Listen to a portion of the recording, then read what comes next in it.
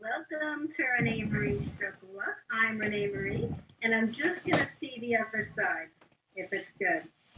Yes, it's working. I just want to see everybody because I want to make sure everything is going, because I don't want to do all our work and then, yes, we look awesome. Yay. We wanted to make sure that everything was streaming properly. We're actually, I'm in a different room, as everybody can see. I was in my living room for the past few weeks, but I thought I'd try my office, which I think the light is coming in a little bit better because it's behind me, not on the side of me. And this is an awesome, awesome, awesome show because we're going to have the kickoff to our telethon, which was postponed because of the coronavirus pandemic. It's just been a really very surreal, I think is the word, time in our lives. But we really look forward to getting back to business now and doing our work. We, of course, of course, we continued to do it, but it was really in a monotone kind of format. We really spoke about COVID, and we had wonderful doctors on, and it was a wonderful time. But I think, we're really excited about our telethon, which is held on October 4th from 9 a.m. to 3 p.m. We're starting a campaign today, which we'll talk about a little bit later. But this is an awesome show because I get to share the screen with most of my board members. So we're gonna take it from the upper left, which is Michael Angelo. He's a board member for the ReneMarie Language of Love. The other side of me is Alicia Moss. She's our newest board member. She is the Spanish, the Latino connection. She takes care of the branch. Michelangelo actually is our videographer and technical portion of our foundation. Below that is Jim, but we're going to talk about Judy because, of course, Judy is my co-host. Hi, Judy. You there? Hi. How are you all? Hi, Judy. We really can't hear you. Can you put it to your? Can you just for a little bit while you're talking? Can you hold it and put it up? Yeah. Is that better? It's a little bit better. A little bit better. Jim's going to have to work on it with you, but I just wanted to share. Judy is getting close to technology. Of course, this pandemic has really gotten us in a different world where we have to purchase other things, other items to get on, and they're not available. So, so we're really trying with Judy, but she's been on the screen for not on the screen, but she's been on the shows via voice message. So we love having Judy because Judy is the co-host, the actual co-host for the show. Judy is let me share what Judy does. She does the executive director of public relations. She's the executive producer of ReneMarie's Language of Love Telethon, the executive booking agent and co-host of ReneMarie's Stroke of Luck TV. So we're really honored to have Judy a part of our team. Then on the far left, we have Ginny. Ginny is Ginny came on board last year.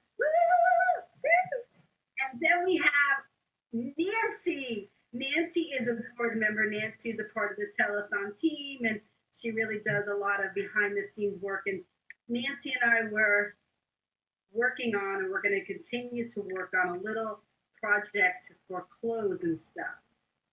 And I think that there's some direction because I shared it with a couple doctors, and they're very interested.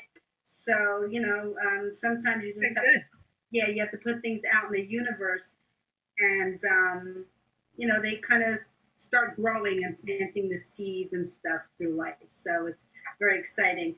A couple of our board members are here on the show. Kathy and Bobby, they both weren't feeling well. I know that Kathy was having not feeling well Wednesday when we did the show, when we zoomed in on a board meeting.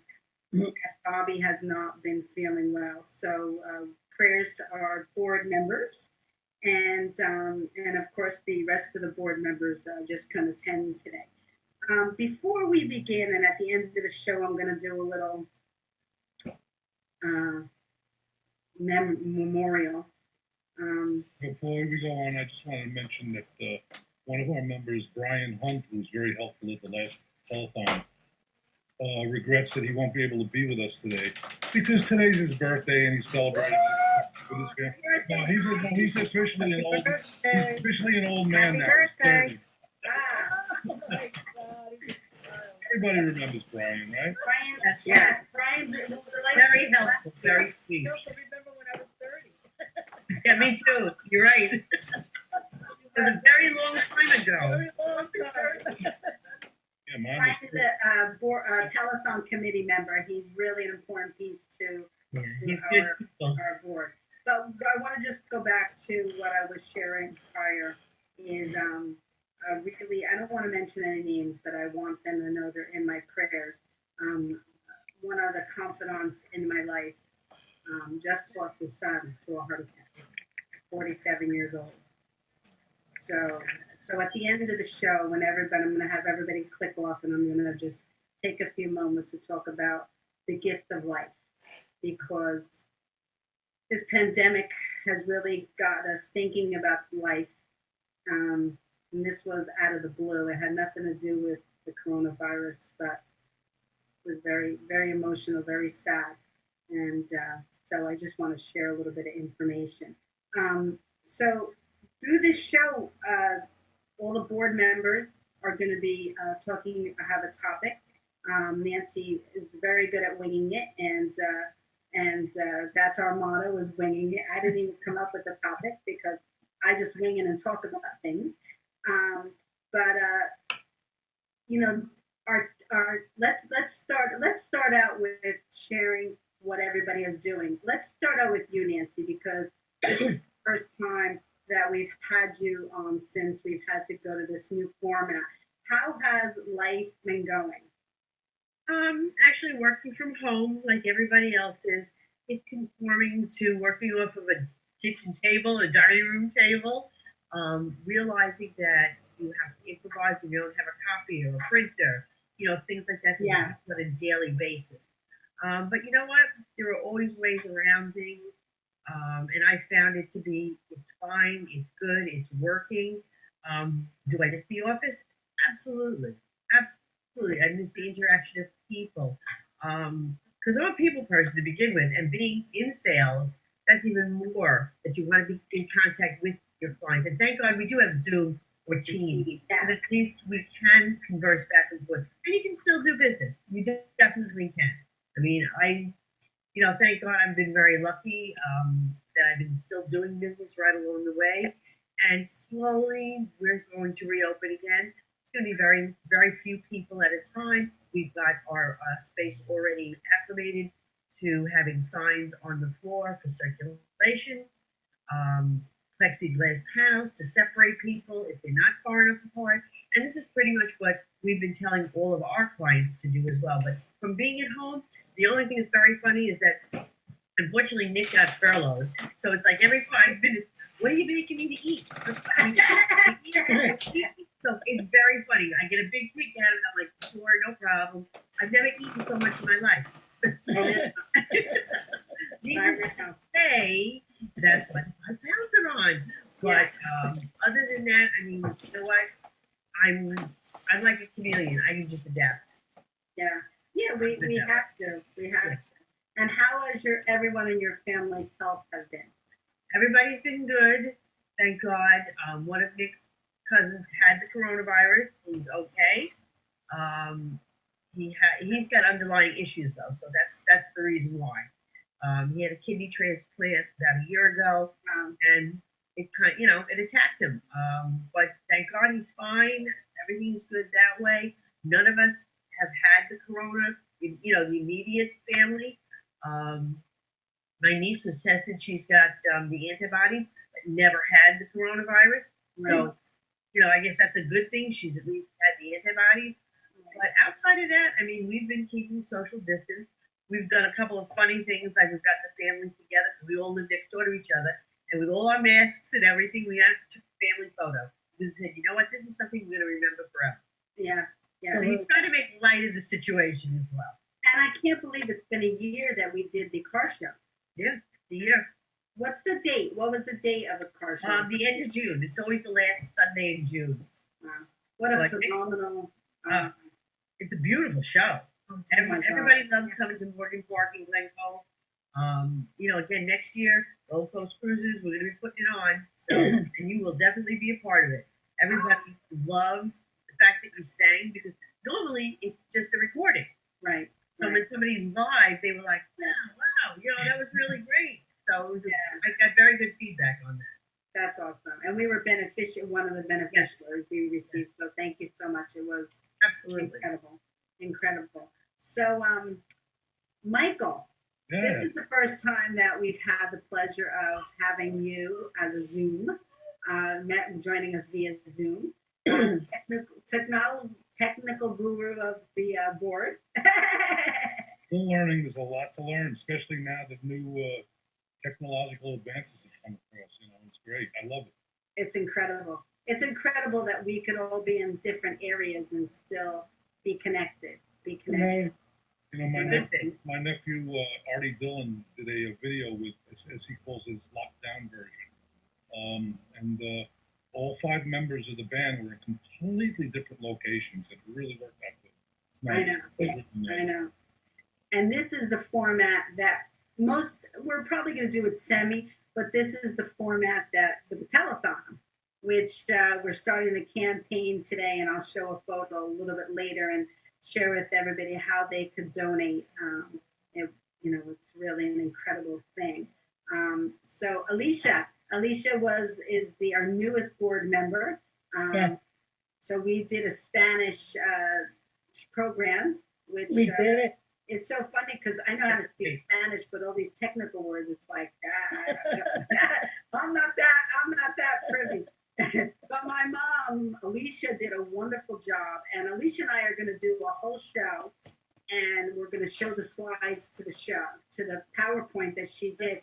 She did a wonderful job. And my mom, who is, everybody knows she's fluent in Spanish because she was born in Cuba. She reviewed it and she said, what a wonderful job. She thanked me and I said, don't thank me, thank Alicia, because I had nothing to do with it. But it was great. It was great. And I know we spoke to Judy we'll come back to you 1 second, but Ginny, how's it going on your end? We're doing okay. Herb and I were both home for several weeks. We're working from 10 feet away in the kitchen and the dining room, and me over here. They sent everything home. So the company is very slow right now that I work for. We work with the New York City building department. So everything went down for quite a while and it's starting to come back. So we're hearing from architects. We've got some new jobs coming in, and I'm hoping that maybe by August, we'll be back in the office. Really looking forward to that. I've been fortunate that, my family is fine. We haven't had the virus, I don't think. My best friend, who is by herself in Manhattan, did have it for a while, but she's okay. She came through it. And she called to make an appointment to donate blood for the plasma treatments. And this is why I love New Yorkers. The first appointment is someplace in the middle of July. To wait was to just donate blood. So, they all step up very well. But I've kind of been not much to do. I miss my senior group. We have Zoom meetings, but just kind of being around the house, trying not to eat everything that's not nailed down. I'm referring to it as the COVID-15. So I heard had a couple of odd, not symptoms, but one morning he got up and he said, I can't smell anything. I can't smell my coffee. I can't taste anything, which is one of the symptoms. But, by the afternoon it was gone and he was fine again. So I don't know whether it was, something that just crept in. He is going to have a small procedure at the end of the month and he has to have a test anyway. So we'll see if there's any antibodies, if any of that crept along, but I'm looking forward to my hairdresser appointment this week. Yes. Did you make a hairdresser's appointment yet? Who's that? Judy. Oh, yes, I've got it for Tuesday. I heard. It's Tuesday? I heard. Yes.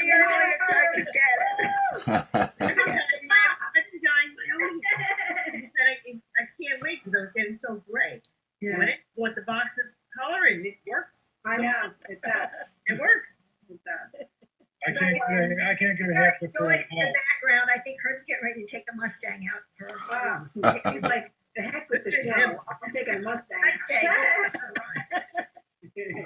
That's good. So we're gonna talk about a few topics. The topics are Nancy. I know this is the last minute, but think about a few things about recovery. Because I know that's something we've spoken about before. How it is to recover from a stroke. We've spoken about that before, and the challenges that are in actually the new normal that you have to deal with in life. So, but we're gonna start with Ginny only because June is Aphasia Awareness Month, and I think it's important for us to note that May is always Stroke Awareness Month. And then, Judy, you're gonna do yours next. Yours is eye stroke Right. because Dr. Libman, is that it? That's how I said his name, Ginny? He was talking about eyes and strokes, and actually, Dr. Beckless was talking about that as well. So the eye stroke is really an important topic as well. But we're going to let June start because um, June is Aphasia Awareness Month, and aphasia is always a part of our world because I think it's such an important topic because every stroke is the fifth leading cause of death in the United States and the first leading cause of disability.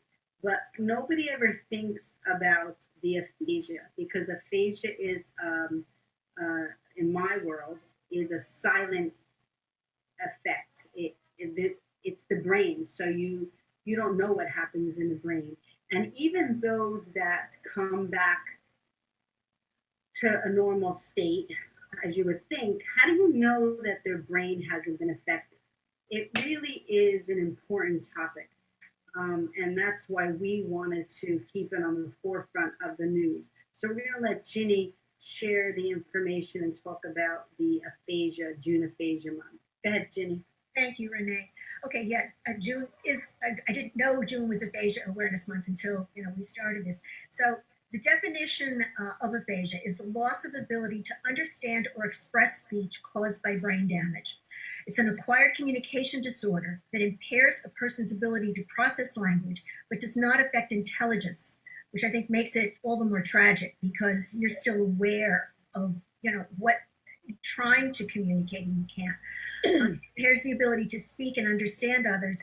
Most people with aphasia experience difficulty reading and writing. There are about 8 types of aphasia, but the 3 most common are Broca's aphasia, which is characterized by a partial loss of the ability to produce language, the ability to speak. Wernicke's aphasia is a type of aphasia which individuals have difficulty understanding and writing spoken language. Global aphasia is a combination, and it's the most severe. And it applies to patients who can produce few recognizable words and understand little or no spoken language. Persons with global aphasia can neither read nor write, may often be seen immediately after the patient has suffered a stroke, and it may rapidly improve if the damage has not been too extensive. However, with great brain damage, so the effects can be very devastating. The common causes of aphasia, of course, are stroke, which is a blockage in the brain that disrupts the blood flow, traumatic brain injury, brain tumors, brain surgery, infections, and progressive neurological diseases such as dementia. So it's not just a stroke, but there are many things that can create the situation. I had a stroke in 2009. It was an aphasia, and it was very mild, and I was very lucky that it was caught. We've discovered what the underlying problem was, and I've been fine ever since. But I wasn't aware of all the different forms that a stroke could take. I thought when the person had a stroke, they had a complete seizure, they collapsed, they couldn't speak, they were paralyzed, and that was it. Sometimes they recovered, sometimes they didn't. But I didn't know they could be an aphasia, or it could affect your eyes, or it could affect different aspects that could stay with you. When I had the stroke, and it came and went, my speech would garble, and then it would be okay for a while. But my husband, fortunately, recognized it, got me to the hospital. They did all the alphabet tests and, again, found the underlying condition. But that short time when I couldn't communicate or I couldn't get the words together in my head was so scary that I can't even imagine what it would be like to have this as an ongoing condition of your life. It can be, you'd go to a store or you're driving, it can be misunderstood. People will think you're drunk or you're on drugs. If you're stopped by a police officer, they might think that you're drunk or on drugs, and that can have a very tragic result. One of the things that would be a very good idea is to get a medical alert bracelet. So if someone is giving you, medic alert, you know. The other thing that I just learned about, because I've seen them all of a sudden advertising on television, are speech assist apps and programs that you can put on your phone or on your tablet. You can program in phrases that you can put together. You can type on the keyboard. It can be customized any way you want. And a quick internet search, I did an internet search and came up with about half a dozen companies for iPads and Android products. So that would be a great boon to people that, have to live with this situation. So that's kind of my take on it. Again, it was very scary for me. I was very lucky that I came through it, as I have. And, it just, people need to be more aware that and mine started slowly. It was like came across over several days. And I said, sound quite right. And I knew after about 3 or 4 days, then it finally got to be bad enough to do something about it. So Right. be aware if something changes and you know that something's wrong with your speech. Yeah. Thank you. And everybody should be aware of other people. And like you said, don't be so judgmental when somebody has issues or something. So we're going to talk about aphasia. Judy, did your father have aphasia? He had a hemorrhagic stroke, and he was paralyzed on his entire left side. And did affect his eyes a little, but they never addressed it. Wow. But he didn't suffer from aphasia, am I correct? No, he was able to speak clearly, and he had good memory of things that had happened in the past. Wow. Wow. So let's go to all my board members that are on this screen, because you've all suffered a stroke, and Alicia just suffered a TIA, which is going to be her subject today. I don't know if everybody knows that's on the screen. So let's go to you, Alicia, first. Well, I'll tell you, it's a transient ischemic. Well, no, I don't want you to go into your TIA yet. I want you to talk about whether you had. We're going to talk about aphasia first. Did you suffer from any aphasia when you suffered your TIA? Well, it felt like my face was paralyzed on one side, only on the right side. My eye, my lips, and my lips felt like they were swollen. So my mouth was a little funny, and it felt a little funny when I was speaking. So I guess I did suffer a little aphasia. Yes. Right. Did you have a problem forming words or constructing a sentence to speak? No, but I did have a trouble thinking. I was having trouble processing thoughts. Yeah. Yeah.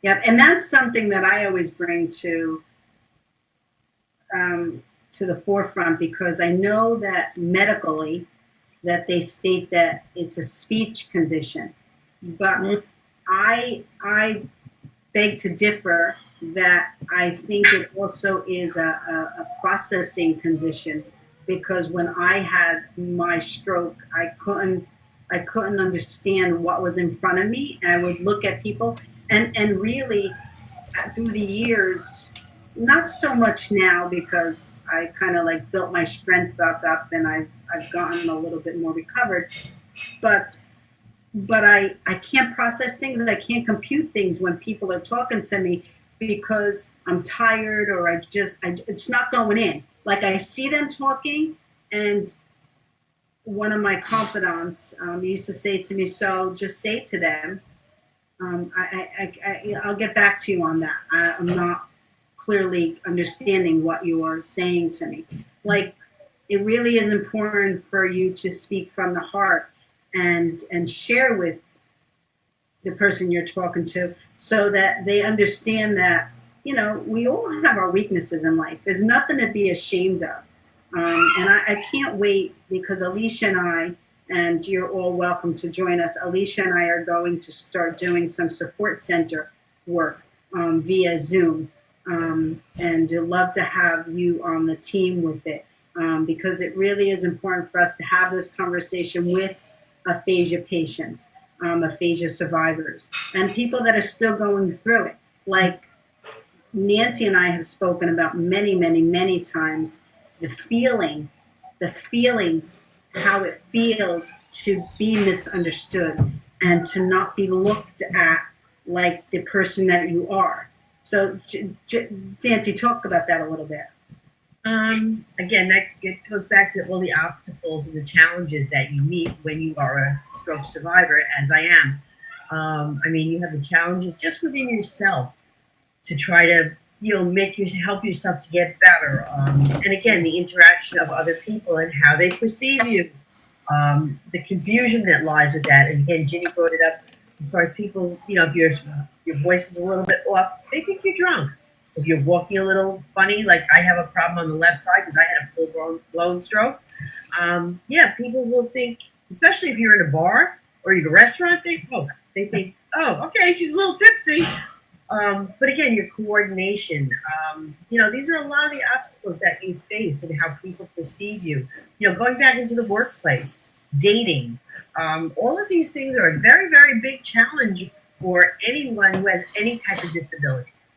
And some people are welcoming to it, and others just don't understand it, and that's why we have some of the problems we do with people understanding what is wrong and how they perceive you. Again, even in your home, your home has to be now adapted to help you so that you can get better and feel better. And that's the most important thing, is to have people around you that will support you and be positive. And you yourself have to be positive. And it's a very difficult thing to do because it's very easy for us all to fall into that negativity zone. Very, very easy. But that's the cop out. We need to stay strong as a group, as individuals, and to help others understand that you can survive this. Look at us. Look at all of us. We've all survived it. And But you know what? There's that bridge that I'm trying to figure out how to connect, because we're clear now, Ginny, Nancy. We understand, but remember back to when our brains were confused. Yes. And I vividly remember someone talking to me and not being able to process or understand what they're saying to me. So how do I understand Right. that I need to stay positive? Right. Exactly. It doesn't work. And you're correct. I mean, in our world, and Judy and I speak about this all the time on the show, that love is the answer. That you just need that encompassed of love around you to survive and Positivity. Positivity. Because again, I remember too in the beginning when I first had my stroke, I didn't understand what aphasia was. I didn't even know what the word was. And then about a couple of years later, through all my research to figure out what was going on, and that's when I came across it. Then I realized what I had and didn't know it. Right. So I get that whole confusion because I would say things, but it wasn't what I wanted to say. Or like you said, somebody would talk to me and I'd really have to process it, and I didn't understand why. Right. I have a friend, one of my bosses was telling me about a friend of his who, when he was like in college or whatever, had a brain injury. And his aphasia problem was he would pick up an item and say, I know this is something to write with, and I know that it's blue, but I don't know what it's called. So it can manifest itself in so many different ways. Yes. Yeah. And remember, Judy, we had on the show a gentleman that would just cry all the time. What was his name? Do you remember who he was? Offhand, I'm not sure. That's okay. But we had a gentleman on just out of the blue. He would just start crying. He would just and there's emotions that you can't control. You can't control. I do remember, Renee, that you could either cry a lot or laugh a lot and not know why and not have a reason to be crying or laughing. And that's a sign of a stroke. Yeah. So, Michael, did you suffer from any aphasia when you had did you have a TIA or did you have an actual stroke? An actual stroke. Quite a few of them.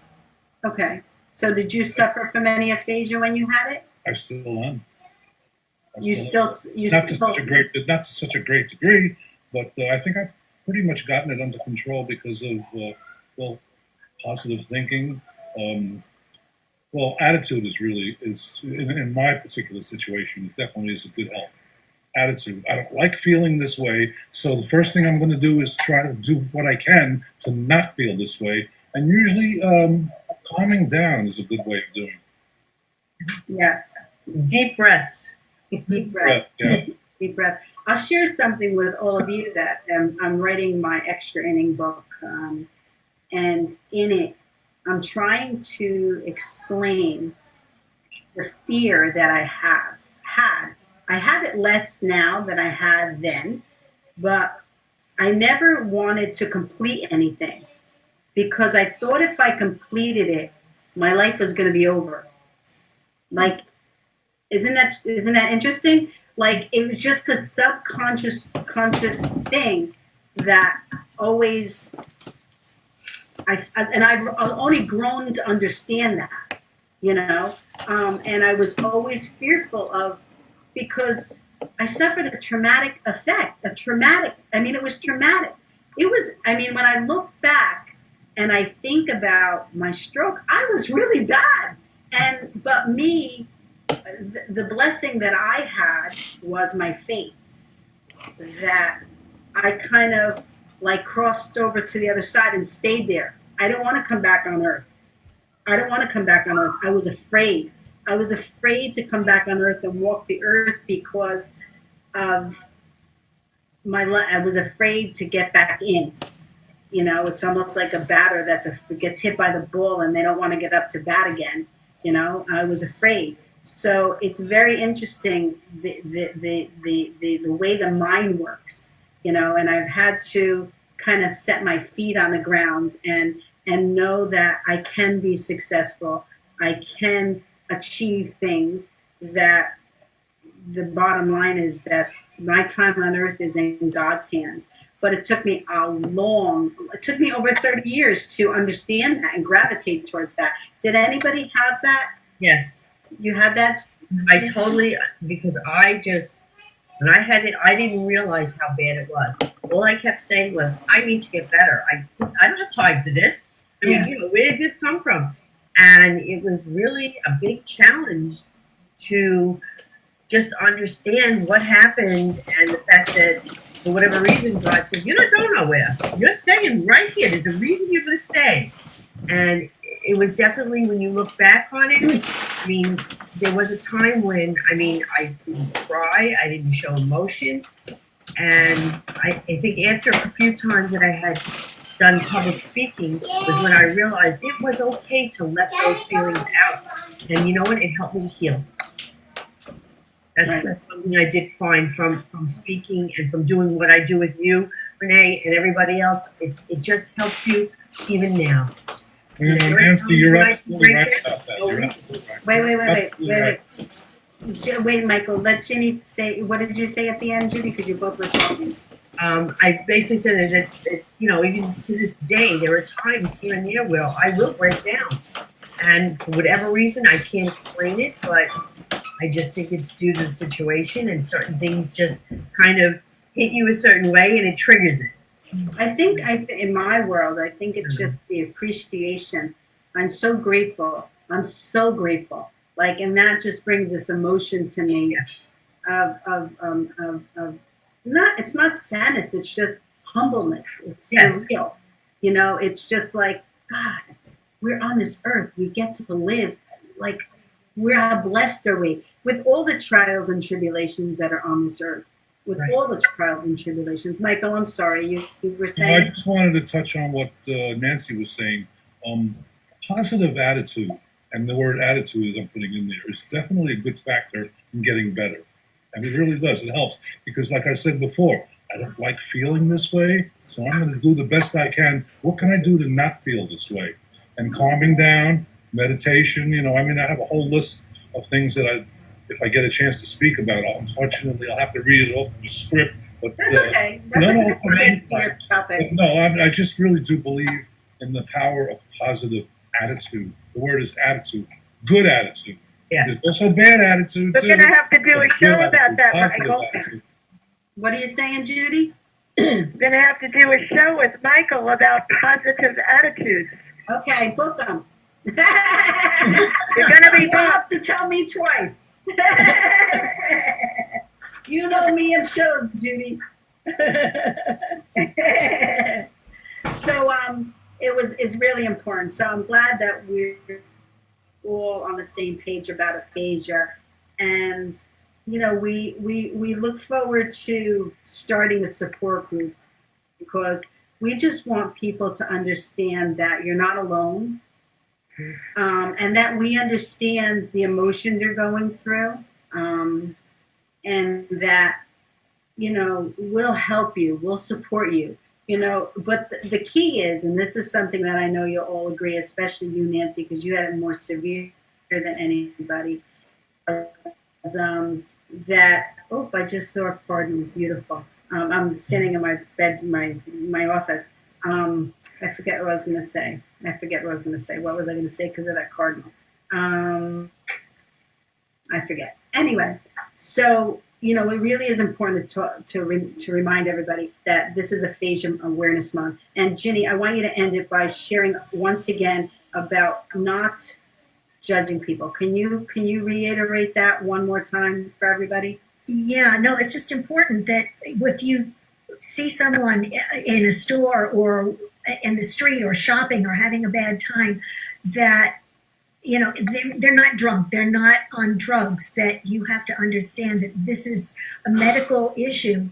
Again, and I think that's why a bracelet is so important, because that can alert people. But just try to be aware. Yeah, there you go. Yeah, exactly. Just try to be aware and supportive. If you see a situation like that and you see, say, a store clerk getting really frustrated with a customer because they're not understanding, so just try to and help. Yeah, let me touch on that for a second. Okay. She's talking about being able to recognize that people are not drunk or anything like that, but that's us because we've been through that experience. The average person is not going to be open to that. They're not, and there's nothing you can do to help them to understand it unless they go through it themselves. That's why it's really sad. But if we get the message out there and to get to the general public, maybe the general public will understand. I'm not drunk. I'm not on drugs. But the general public will not recognize that, and they'll also hold it against you. And it's really sad. That's the truth. I'm sorry about that, but it happens to be the truth. The only people who really recognize that there's something wrong with somebody is that we ourselves go through things like that. We experience the whatever setbacks that we have. I'm sorry to say that. I always respect everybody that's out there. Whatever's happening, I know that because I've been through certain things. And just to go back, and here's a little bit of a joke. It might be kind of funny, but it's not really. Considering what I've been through. I hope it's for our program. Yeah, it has something to do with my health, and it's with everything that I've been going on in the past 20 years with the stroke and the heart condition and the atrial fibrillation and the allergic reaction that I had 3 years ago to Entresto. There's a lot of things that are still wrong with me in my system, but I'm able to function. And as far as the coronavirus is concerned, there's no room in here for you, so this is no way. That's good. But we're going to go to Judy in 1 second, but I just want to reiterate I just want to talk about what Michael said. First of all, that's why we do this show, to bring awareness to the world of what Ginny had shared. That's why we do this. And we understand that I think it's because people are so busy and they don't have time to stop. But I think that's one of the reasons that God was really aggravated with all of us. And he said, listen, you guys got to go back into your place. You got to go back into your place. Yep. And I want everybody to go back. We're gonna calm everybody down. Yeah. We're calm everybody down. Remember, calm down. Right. It's almost like your children and you're being bad, and I want you to go home and I want you to think about it. And that really has been what this coronavirus has brought to us a little bit. Can I say something too, Renee? It's really brought, I feel, some people back to being humble and understanding where they came from. I mean, when we were little kids, nobody had these elaborate parties. You had the picnic table, you had the barbecue, Yeah. everybody got together type thing. And I found that if anything, it's bringing families closer together and making them realize the things that they really don't need. Yes. Yes. People are Thank you, walking. Nancy. Thank People you. are walking around together. They're bicycling together. Right, exactly. Eating together. Right. Because that's all the people we can hang out with was our own family. That's right. So we had to. So we just want to move on. Nancy, do you need to leave at 10 In a or? little bit. In a little bit. All right, so we're going to go to Judy and then Nancy, okay? So that we can have an order. Judy, can you share your eye strokes with us? Yes. Have you ever wondered what an eye stroke is? Strokes don't only happen in the brain. They can also happen in the eyes. This type of stroke is called retinal artery occlusion. Blood vessels carry vital nutrients and oxygen to every part of your body. When those vessels narrow or get blocked by a blood clot, the blood supply is cut off. The affected area can suffer serious damage known as a stroke. In the case of an eye stroke, the blockage affects the retina. The retina is the thin film that blinds the inner surface of the back of your eye. It sends light signals to your brain so you can understand what your eyes see. When the retinal veins are blocked, they leak fluids into the retina.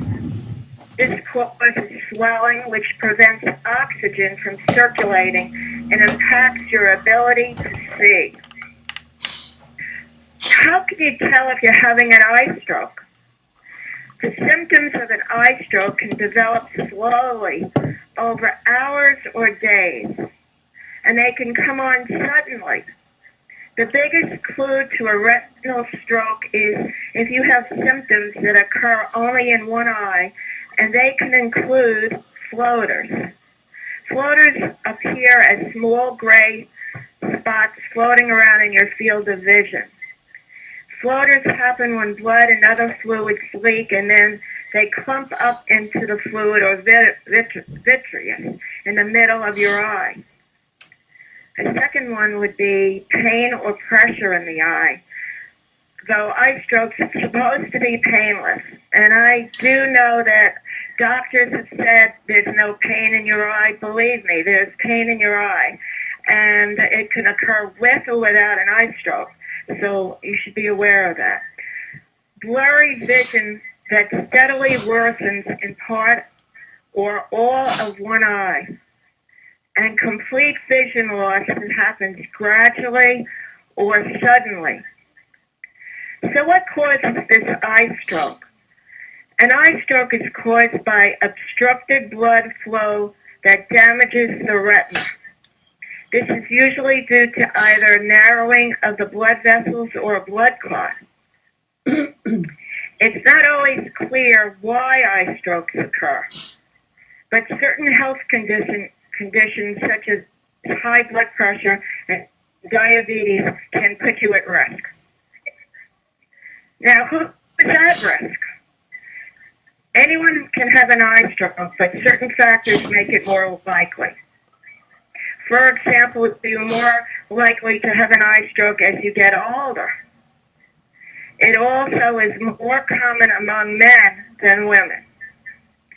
And the medical conditions increase your risk of eye stroke, and they include macular edema, that's inflammation of the macula. The macula is the middle part of the retina that helps with sharpness of vision. Macular swelling can blur your vision or lead to your vision loss. Neovasculation, a condition which is new, Abnormal blood vessels develop in the retina. These can leak into the vitreous and cause floaters. In several cases, retina can become completely detached.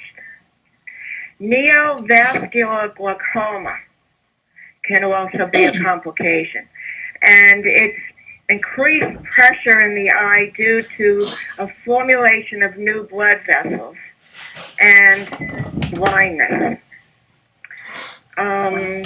Tips for prevention would be monitor your diabetes, make sure you keep your blood glucose within the optimal range as your doctor would advise, treat your glaucoma, keep tabs on your blood pressure because high blood pressure increases the risk of all types of stroke.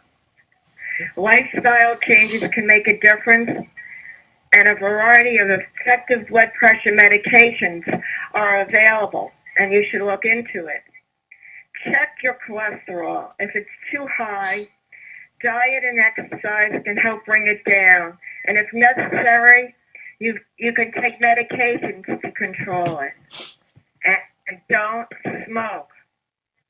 Smoking can increase your risk of all types of stroke. And that's my presentation. So I think, thank you, Judy. It's really important because it used to be the face, right? Everybody remembers the face when it was drooping, the arms when you put them out. Mine is not straight because of my stroke. FAS, which is, I believe it's two different things. It's speech and smile. If your speech is slurred, the way we were talking about with aphasia, or if your smile is not, even, which mine isn't because of my stroke. And T is time, which is the most critical. But and also our foundation always reiterates that not only is it important to call 911, but when you call 911, you are to tell the 911 operator that it could be a stroke. Everybody will go into stroke mode. But then there's B fast. What's the B stand for, Ginny? Balance. Balance. So Dr. Lidman had shared with us it's B fast, and so did Dr. Beculus last week 2 weeks ago when he was on the show. That balance and eyes is a really important.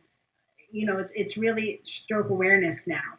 But I think Alicia suffered from eye.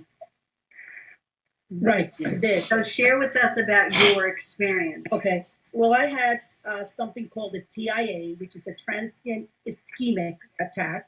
And what it is a mini stroke. And it occurs when there is a temporary drop in the blood supply to the brain. Now, I was asleep and I woke up I didn't have any balance. I felt jittery. I didn't feel right. And as the morning proceeded, I found that I was having problems with my eye. My eye wasn't focusing. It was my right eye. My mouth felt like it was swollen, so I was having trouble with, not really with speech, but more with understanding a thought. I couldn't balance my mind. I couldn't really imagine what was happening. And I did feel paralyzed. It felt like I was paralyzed on one side of my body. My hands were numb, and my arm and my foot and my leg were very numb. And that's when I started researching your everything that I have been studying that you have created. We didn't create it. We just bring awareness to it. It's fellow doctors and medicals and the American Stroke Association that does phenomenal work. We're just pleased to be doing the work and have another outlet for everybody. Well, it was great because I was able to figure out that what was happening to me was a mini stroke. Then I immediately, went to the emergency room, and they took care of everything. I was really afraid because of COVID-19. I was afraid I was going to get sick. Right. And thank God they took care of everything. The minute that they saw me and they brought me in, the the triage nurse took care of me, and then I was given all the tests that they give you, and then it had passed by the time that I was there. It had already passed. It took about 15 minutes of me not being able to see through my right eye. I didn't even have a focus at all. There was no picture at all. That really scared me. It was a very frightening experience. But thank God that I went immediately to the hospital and they took all the tests, and then they told me that I must take an aspirin daily. And then I went to see a doctor, a neurologist, and he tested me on every level and said that there was no lasting damage, which is really wonderful. But I know that I experienced a stroke. I know I did. Wow, that's powerful. It's powerful, and we're so grateful that our information saved your life. Absolutely. I agree. That was it. I mean, and they always say that if you save one life from the work you're doing, it's worth it. So we're so grateful that we were able to be a channel for you to understand. Thank you. Really, I'm so appreciative of being able to get that information and know about it and know what the, I kept on telling my husband, I think I'm having a stroke. And he was like, nah, it's probably, you're passing gas or whatever. He didn't know what it was. So I knew that it was a stroke from what I had studied from the information that I had gathered from your, that information that you give out from your presentation. Wow, thank you. Thank That's God. incredible. That's Alicia, I have a incredible. little bit of information that I do myself based on the fact that you had mentioned something about blood in the brain. Well, what I do, and I almost do it every morning, I have what is called an inversion table. You know what that is? No. You see it back there? What is it? Yeah. Okay. Oh, that's an upside down thing. Yeah, what I do is I turn myself upside down for about maybe anywhere between 3 and 5 minutes, and it rushes blood to the brain, but it also stretches your entire body out. Wow. And when I get off of it, I feel a little dizzy, but then within about a minute or so, I come back and I feel like, wow, I feel great. I feel like I can think. I don't feel the pressure or That's interesting. no, really, it rushes blood to the brain. And I do that every morning because not only does it stretch out your body, but as I said, and as you said before, for a lack of blood in the brain, it rushes blood to the brain, and it's really it's a good thing. It's a very That we have to do that on the show. Judy, the show we do with Michael, we have to talk about that. I just want to mention that if you've got vertigo, I don't recommend it. no. Vertigo is totally different. No, that could set it off. Yeah, but I mean, You just get a little dizzy. From Yeah, being but I wanna clarify something for clarification. We're not saying that stroke patients or aphasia patients should go out and buy that piece of equipment and do that. It works for Michael. Michael is under doctor's, care. So Michael knows that particular piece of equipment works for him. And I always want to make sure that, people don't go on a rampage thinking that we're recommending it. We're not. Our job is to just bring thoughts to everybody, ideas to everybody, suggestions, avenues that could possibly work for you. But we strongly suggest that you work with your doctor. We adamantly suggest that you work with your doctor to see what works best for you. You are 100% your therapist, your physical therapist, your mental therapist. We have a bunch of that tool belt we always talk about. With the people around us that support us and help us to successfully survive and in life. Michael, we're going to come to you next. I know Ginny wants to say something, but then we're going to go to Nancy because she has to stream out in a little bit. Ginny, what did you want to say? I just wanted to, when you're talking about blood flow, and just throw this in very quickly, we've had a couple of acupuncturists on the program in the past, and my practitioner, in fact, she was on a while back with her little head model talking about aphasia. Acupuncture is about blood flow. It's all about getting the blood flowing through your body in the right places.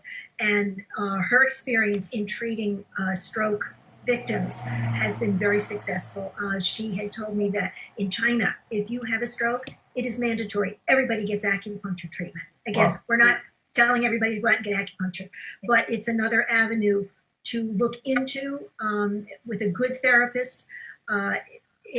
She's had amazing results with her treatment, but with a lot of things in your body, blood flow is what it's all about.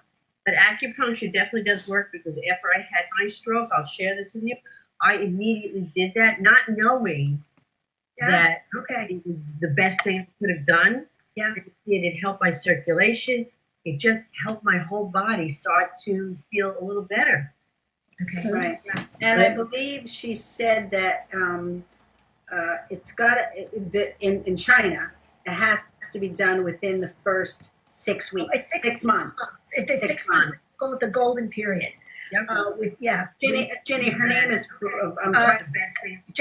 Jasmine Lott. Lai, yes, Jasmine. She was actually one of the first that really came on board with us and was sharing that information with us. Yeah. She We had really, one of her patients was on the Telethon a couple of years ago. Yeah. Yeah, that's Yang Speaking about Zhang. her experience. Yeah. And it was really important. So we're going to go to Nancy next, and then before you go, Nancy, we're going to talk a little bit about the telethon, and then we'll go shoot to Michael. Okay, so I just want to give you the opportunity to share your feelings on recovery, because like we've been talking about this whole time, you know, it is a passion of ours to support people to go through recovery and to really how it feels, because I don't think people really understand how it feels to suffer a stroke. It's more than the physical disability. It's the mental disability. It's the mental. So we're gonna let you talk about that. Then we're gonna go around the table for a little bit. Yeah. Thank you. Yeah, it is. The recovery. I mean, I again had a full blown stroke. I had it in my sleep, Alicia. I woke up. I couldn't move. My whole left side was down to the count. And you know, fast forwarding, yes, obviously called 911, the whole night. I knew I was having a stroke. There was no ifs, ands, or buts about it. But the recovery, obviously in the hospital, you know, they had me going, you know, I made sure that I got all the physical therapy possible. But once you get home, it's a whole different situation, your recovery, because now it's you. And how are you going to handle this?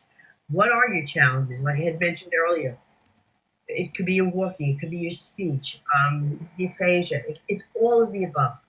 And again, I think it's a matter of, like I said before, attitude, mindset, and keeping positive people around you to help you, to encourage you, to say, hey, you can do this, and you can do this. You definitely can.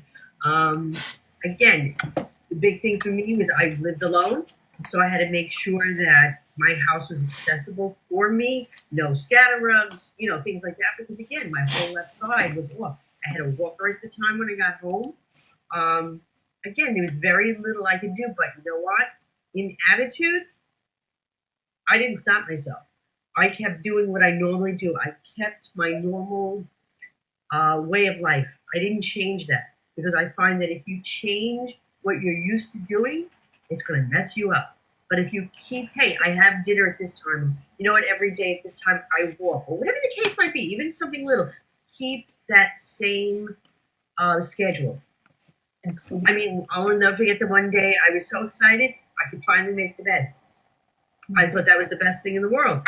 I could actually use my left hand and make the bed. You know, simple things like that. But once you make an accomplishment, that helps your recovery. Also, too, like I had mentioned earlier, I did a lot of speaking for the American Heart Association, Stroke, Go Red, for women, the luncheons. for many, many years. I was their quote unquote poster child. And I would speak in front of 1,000 people once a year to explain to them about a stroke, what can happen, how to deal with it. And again, we're back to the word recovery. It helped me tremendously, even to this day when I do it with you on our show, or even if it's somebody I meet and they happen to have mentioned something about having a stroke or a heart attack, I'll get into a whole conversation with them. And again, I find that it makes them smile. Why? Because they see that they're not alone in the world, and that the recovery is there. You just need the right tools and the right people by you, and you can do it. You can. When I went last week or 2 weeks ago, and I think he got this because he is an incredible doctor, Beckless. He is him and Jason. His what position does Jason hold, Judy? He's the He's a radiologist. radiologist or Dr. And Beckless. it's a fancier name than radiologist, but that's very easy. Yes. So, but when I was talking to them, I saw a light go off in Dr. Beckless's eyes, and I said to him, one of my foundation's goals and objectives is to start a support system. But to start that support system, when somebody is the ER and they've come in with a stroke, so that the family knows there's hope. Because when someone suffers a stroke, it's all new to them. You know, we're talking, we're talking and talking here, and we're reaching a small percentage of the world. But when they suffer a stroke and it kind of smacks them in the face, that's when we want to say, don't, I don't want to say don't worry about, look at us. Look Right. at us. Look at us. Like, yes, we will guarantee it will be a new normal now. It will be a new normal. It is. It's Every day is a new normal, right? Yes. Every day. When you get up, Every day. every day is a new normal. So it's not something new to all of us. So, and I saw something go off in Dr. Beckowits's head because he is so dynamic. And he said, So, we're planting the seed in all these doctors to let them know, like, that's our goal. Our goal and objective is to help people not get a stroke, to go to the doctor within that 4.5-hour window, but also to be there for those that have suffered stroke on the forefront of their strokes, right? Don't you think, Nancy? That and their families, because don't forget, Yes. their families, it's a complete unknown too. Yes. Well, that's what I meant. Yeah. And Yeah. their families are even more puzzled Devastated. than they are. Because I did some talking over at the Mattis Center over in Greenville, and it was family members of stroke survivors and how to deal with it. And after I got done with them, I think they kind of got it. But you know what? When I walked in, the look on their faces was completely like, I have no idea what to do. What do I do? I remember vividly. I guess God plants these little things in my brain for my movie and for my book and just to share with people. But I vividly remember being in the ER and in the bed, and my father and his girlfriend standing there with this look on his face.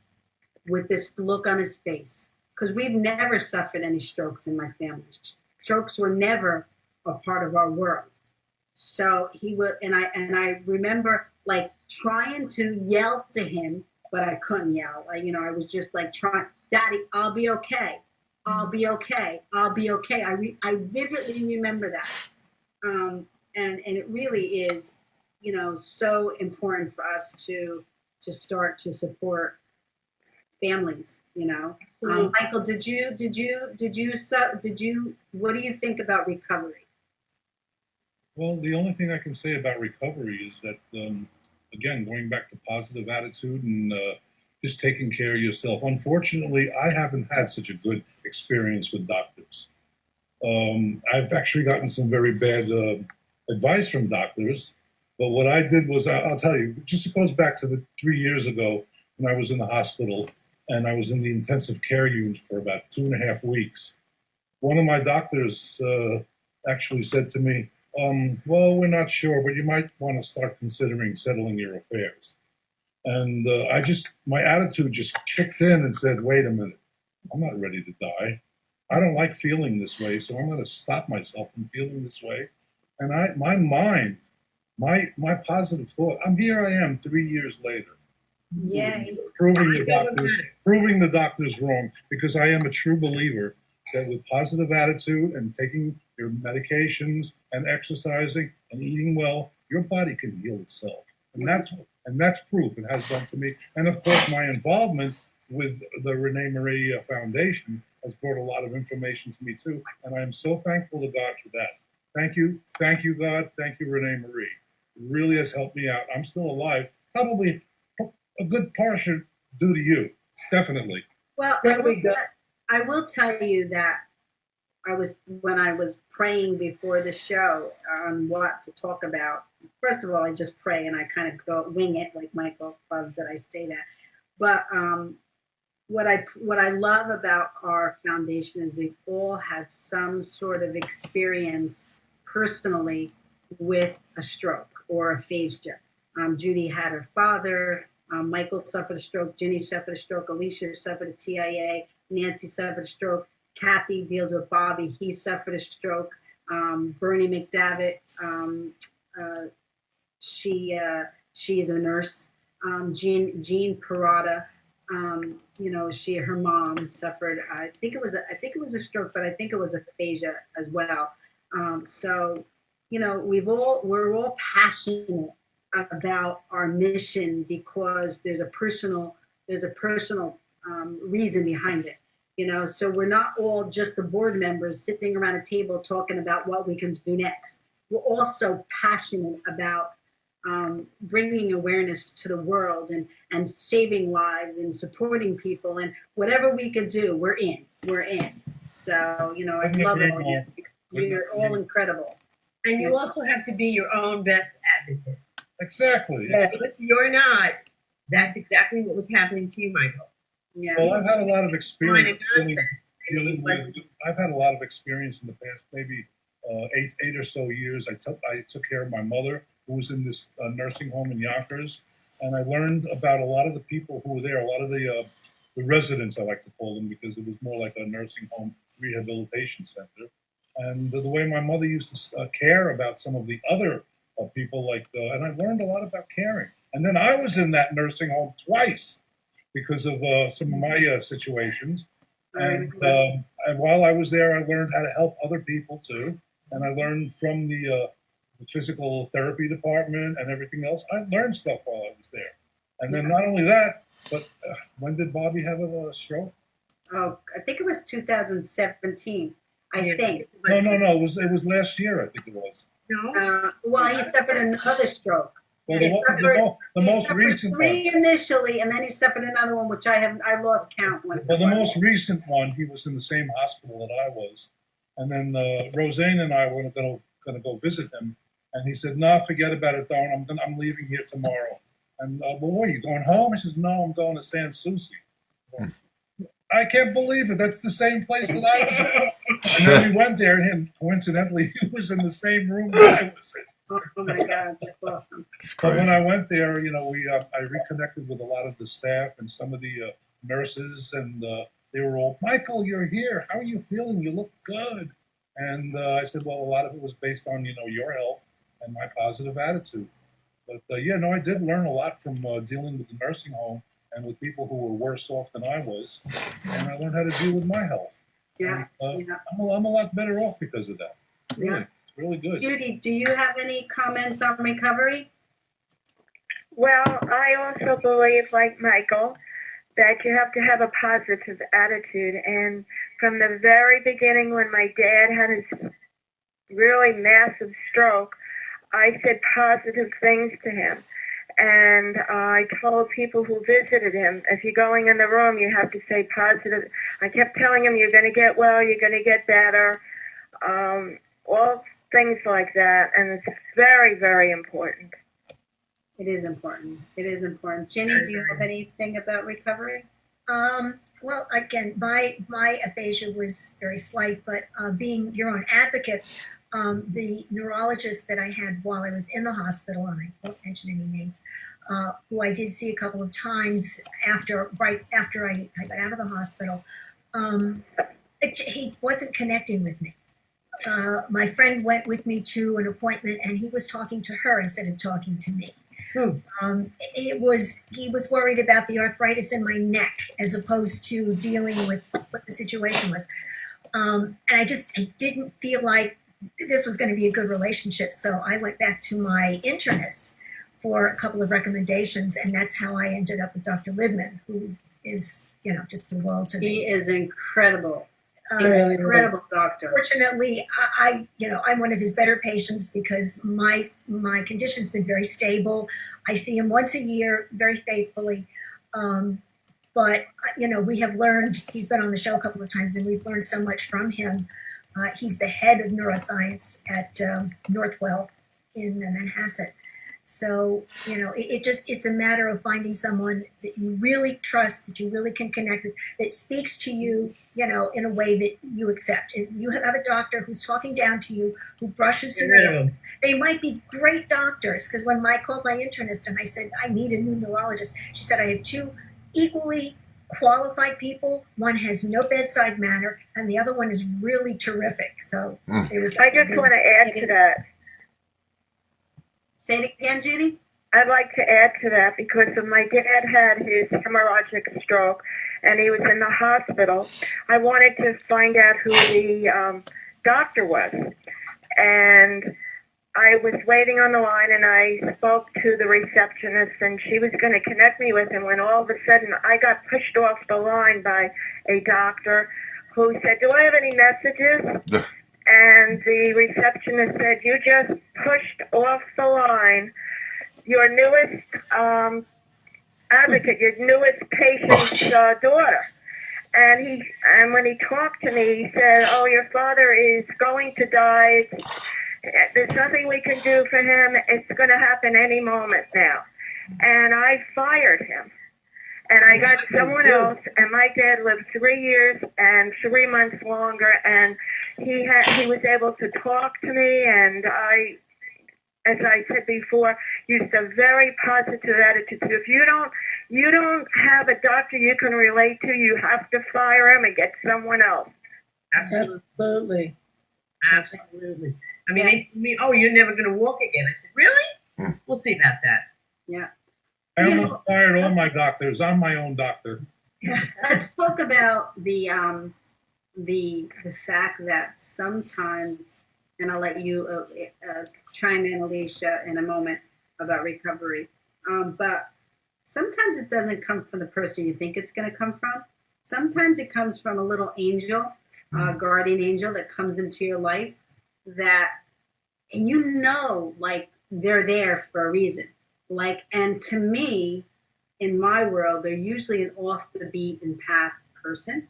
They usually come into your life unknown, or you quit your job because, which happened to me, I quit a wonderful, and I can't say it enough, wonderful position with Pumptonian Food Service. I was a food service director, but the blessing was I used to get laid off all summer. I used to get laid off at Thanksgiving. I used to get laid off at Christmas time. I would get laid off, for winter recess and spring recess, and because of my stroke and the what's it called?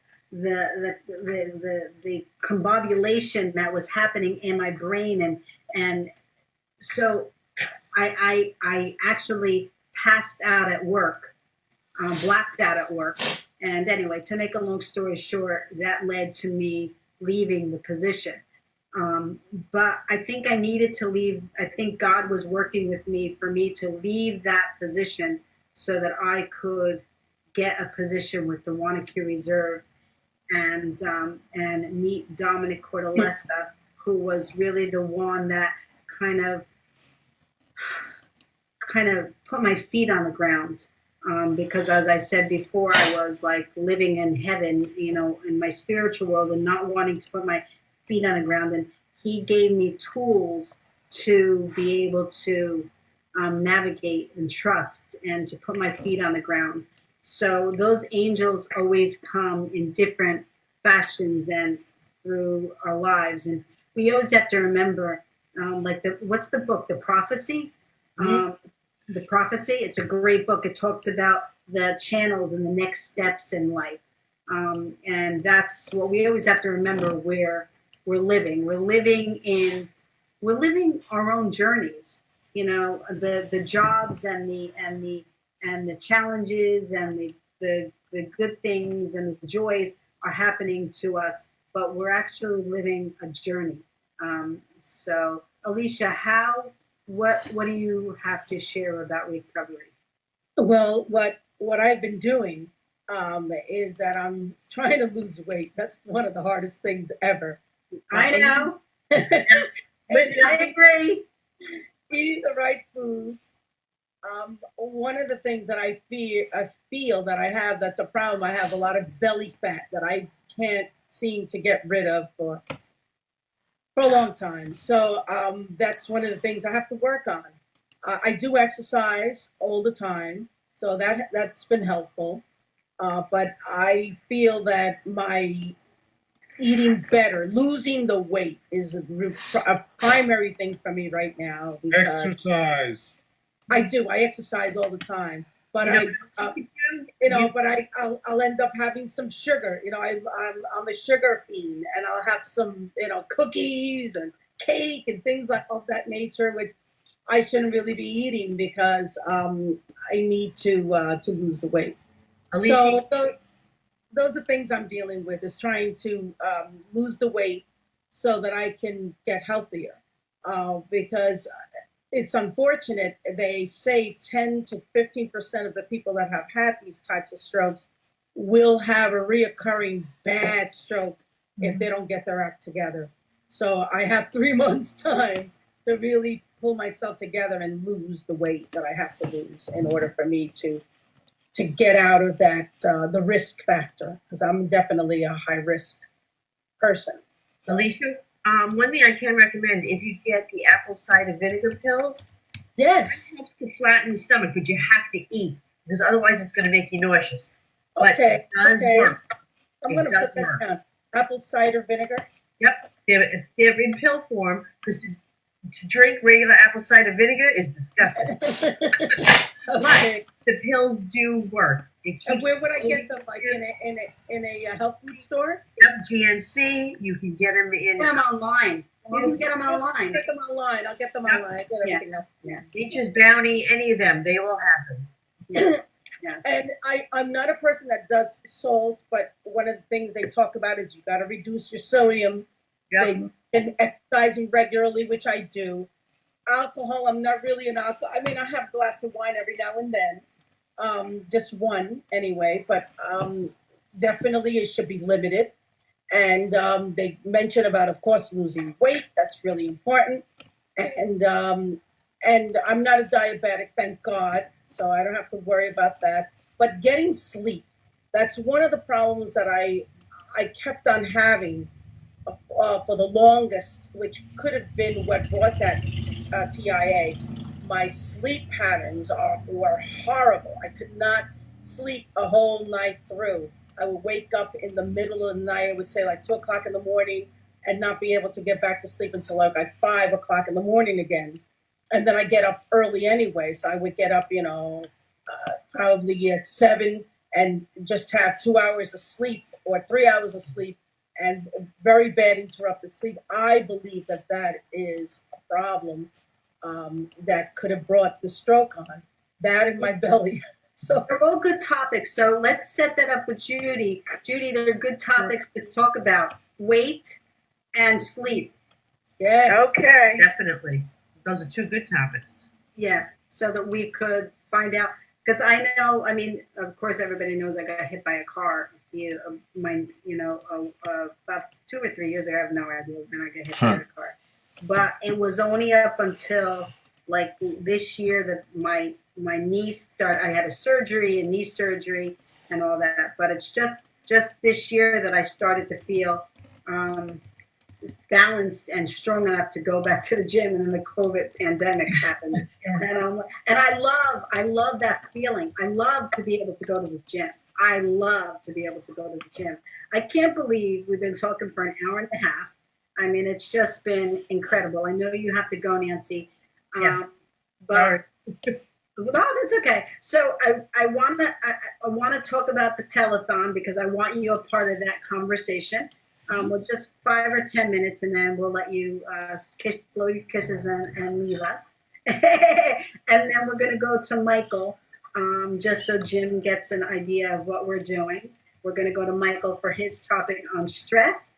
And then, I'm going to say we're going to blow our kisses, and then I'm just going to talk a little bit about the gift of life for my friend that just lost his son. Anyway, so I want to show everybody a photo, let me see. I'm going to show everybody our poster. Everybody see it? Right, yeah. Yep. Yeah. It is. Yep. Oh, there we go. Looks wonderful. There we go. So we're now streaming. We're going to be streaming our 6th annual telethon on Sunday, October 4th. I'm going to take that. Let me leave that photo up. So now we're going to be streaming our 6th annual telethon on Sunday, October 4th from 9 a.m. to 3 p.m. Of course, we're going to do it through the same fashion through Jim at the studio. And we're going to be doing wonderful, wonderful, wonderful things, and wonderful entertainers, doctors, healthcare organizers, nurses, strokes, aphasia survivor, volunteer, family, friends, and so much more, so much more. We're so honored to have this platform. And the telethon really has been a true blessing for all of us. Let me unshare this, stop this sharing. I do want to I want to share with you, Nancy, Ginny, do you have in front of you the guest, or do you want me to read it?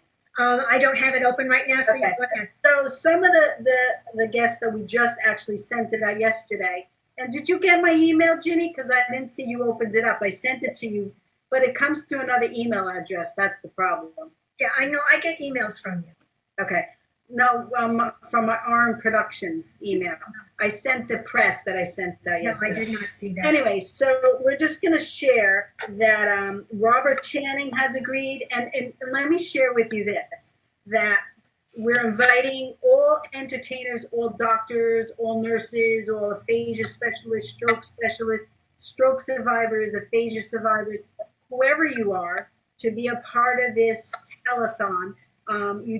If you can stream, you can stream. If you could send us a short clip video like Keith Taylor did last year, we're going to reach out to Keith again. Judy, reach out to Keith again to have him do another press video about the foundation. He actually wanted to come on this show as well.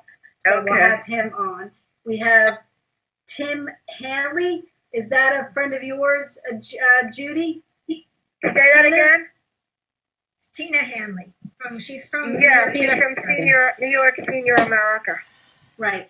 Dr. Richard Libman, who is Ginny's neurologist, who we spoke about. Laura Lorenzo, is that she another? Yes, she's also very talented, and she's going to contribute. Her singing is phenomenal.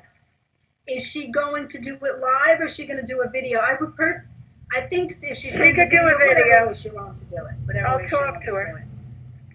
Of course, our board is going to be a part of it. Nate Morgan, who is a professional mime, and actually he is the poster child, not the poster child, but he's the one that we've been streaming. You know, I love the photo where he's like pointing to our photo, our flyer. So he's been on there. Andrew knew Ginny's friend. Who is that, Ginny? Andrew Perret. See, someone I met quite a number of years ago. We used to go to Giants football games, and he's a football buddy. And I just reconnected with him on Facebook, checked him out. I knew he always sang. But he's got some YouTube videos, and he's good. And I corresponded with him. His grandfather had a number of strokes.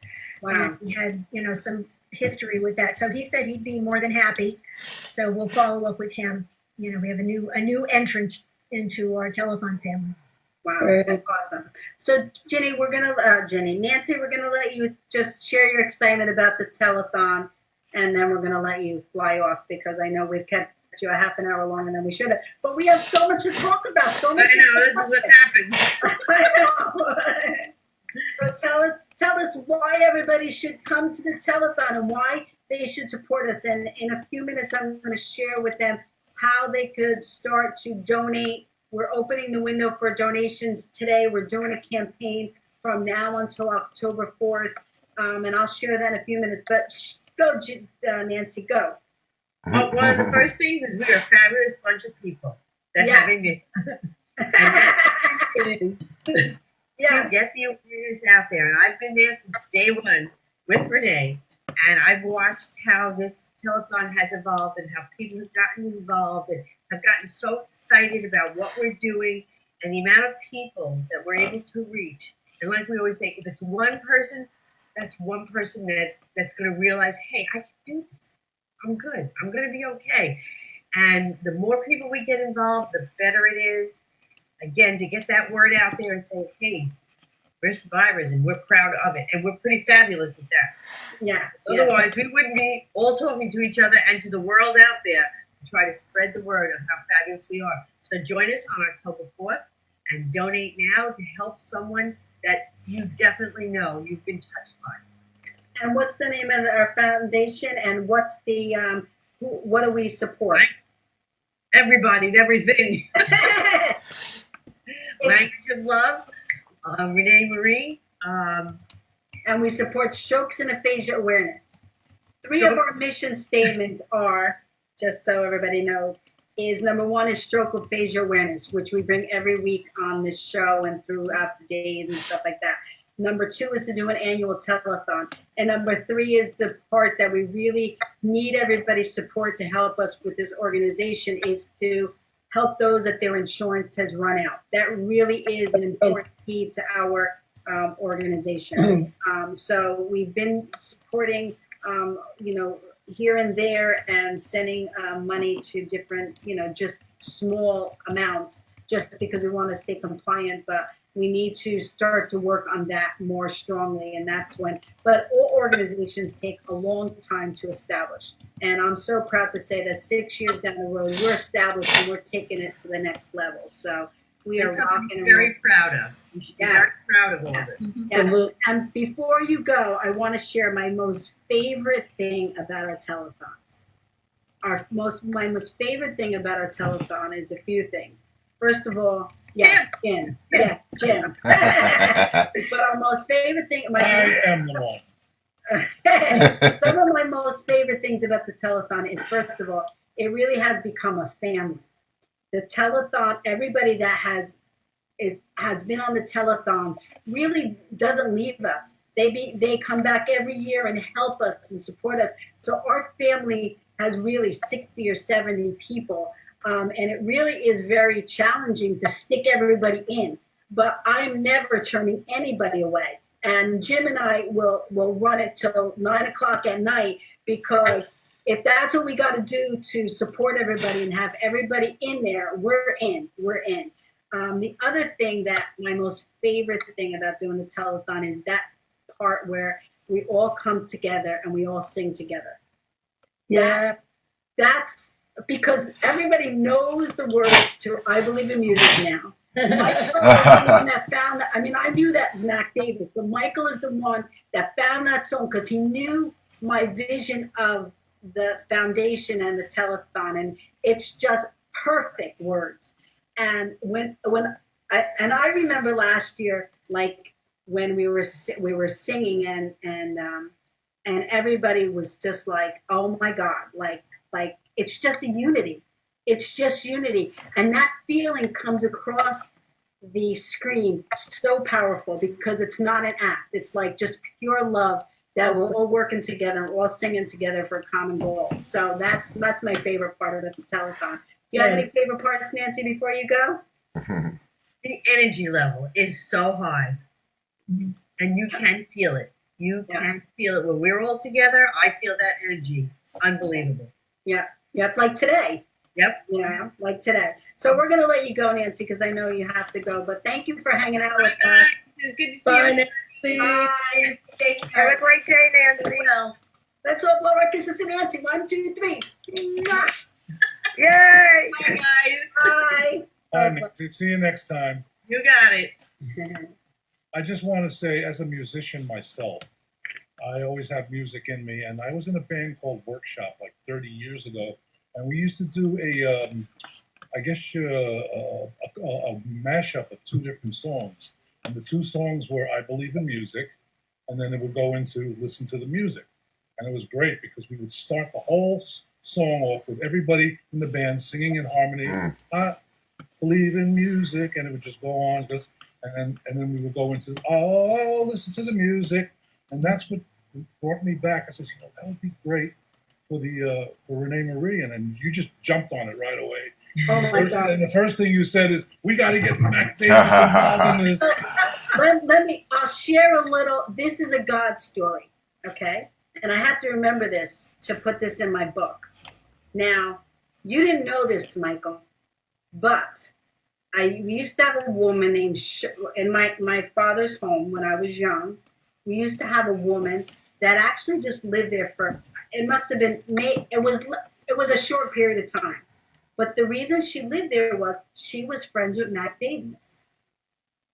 And she used to come and say, oh, yes, Mac likes to do this and Mac likes to do that. So I always loved Mac Davis. I was connected to Mac Davis way before you brought that song to my attention. Wow. So Yes, God wow. was telling me way back when that song was going to be the song that we used for the telethon. So, I mean, that's a God story as far as I'm concerned. You It's know, a feel-good song, it really is. it's such a great song. So we'll sing it before we go today. Of course We we could have sang it before Nancy left. That's okay. So I just want to give like Without Nancy, we're not going to have Nancy's harmony. we'll have Judy singing through her voice. So Michael, do your stress. Sorry about that. We're last on the not last. You always save the best for The last, best right? for last. You want to say the best? Okay, I can probably agree with you. Well, anyway, just for I see Ginny's guitar in the corner back there. Yeah, my calluses are starting to get the calluses and working on it. anyway, as some of you, or all of you over here, all 5 of us, and anybody who happens to be listening in, my name is Michael Angelo, and I am the owner, producer, and director of There You Have It LLC. We've done a lot of work over the past 20 or so years. I was affiliated with ABC News, with Crosswalks Television, with BronxNet, with Brooklyn Television, Public Access, and again, well, actually, I'm being affiliated with some other Cablevision because I went for a visit a couple of months ago, and they said, "Oh, hi, how you? Oh, yes, come back, we would love to have you come back and bring your shows back." So I don't know what's going to happen with that, but anyway, I wanted to talk about stress, which is a very, very big factor in causing strokes, and it has been in my particular situation. Stress could kill you. Yeah, it's a very, it's a That's the truth. 5-letter word, which most people, your general public, just says, stress, you're just a little upset. No, stress is dangerous. Stress can be deadly. And, well, I'm going to just start reading a little bit of a script that I have here, and then I'll probably veer off a little bit. Now, as people know, somewhere in the United States, a stroke happens every 40 seconds, excuse me, and someone in the U.S. dies as a result of stroke every 4 minutes. So some stroke can be beneficial, but most of it is definitely unnecessary and very harmful. So I suffered a series of strokes over the past 20 years. And it started with minor strokes, and I had a fairly major one about 20 years ago, which left my left side completely paralyzed. And I couldn't even reach for the phone to call 911 or anything, and I just said to myself, "Oh my God, I'm going to be stuck here. They're going to find me dead the next morning." Next morning, I woke up and I was able to move, and I got myself to the emergency. And unfortunately, there weren't too many good people working in the emergency because the triage nurse had asked me if I was there for a medical reason. It prompted me to say, "What's wrong with these people?" Anyway, long story short, Stick to the story, Michael.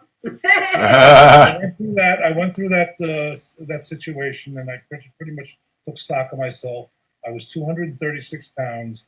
I got into an exercise situation. I started eating better.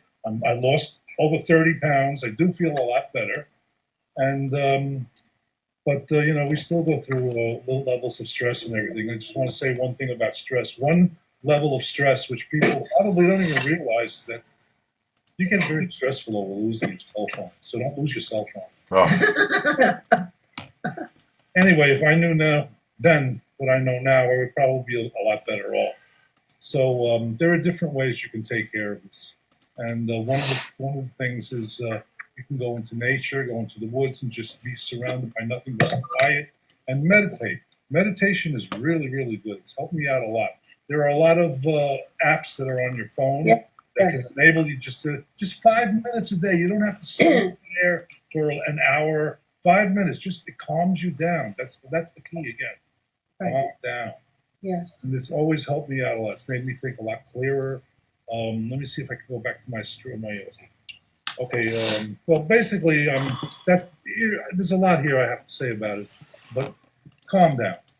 Really, meditation really works. It helps you to relieve stress. It helps you to focus, to raise awareness, not dwelling on the past. Stress is the feeling that something has to be done right now, and you just can't feel. You just can't think that way. Okay? Calm down, step back, and think, because that's bad. That'll cause you to have a heart attack or a stroke. Just calm down. Don't think that it has to be done right now, because if you calm down, you'll be able to think straight. And that's it. Let me get back to this little script over here. Meditation really works. It helps to relieve stress. It helps to focus and raise awareness, not only dwelling on the past, but it finds more opportunities to help other people. See, it makes you think. So that's a good thing about it, because it makes you think and not act. And that's a very, very difficult thing in this day and age, because people don't think, they act first. That's not a good way to be. You have to stop, calm down, and think. And Yeah.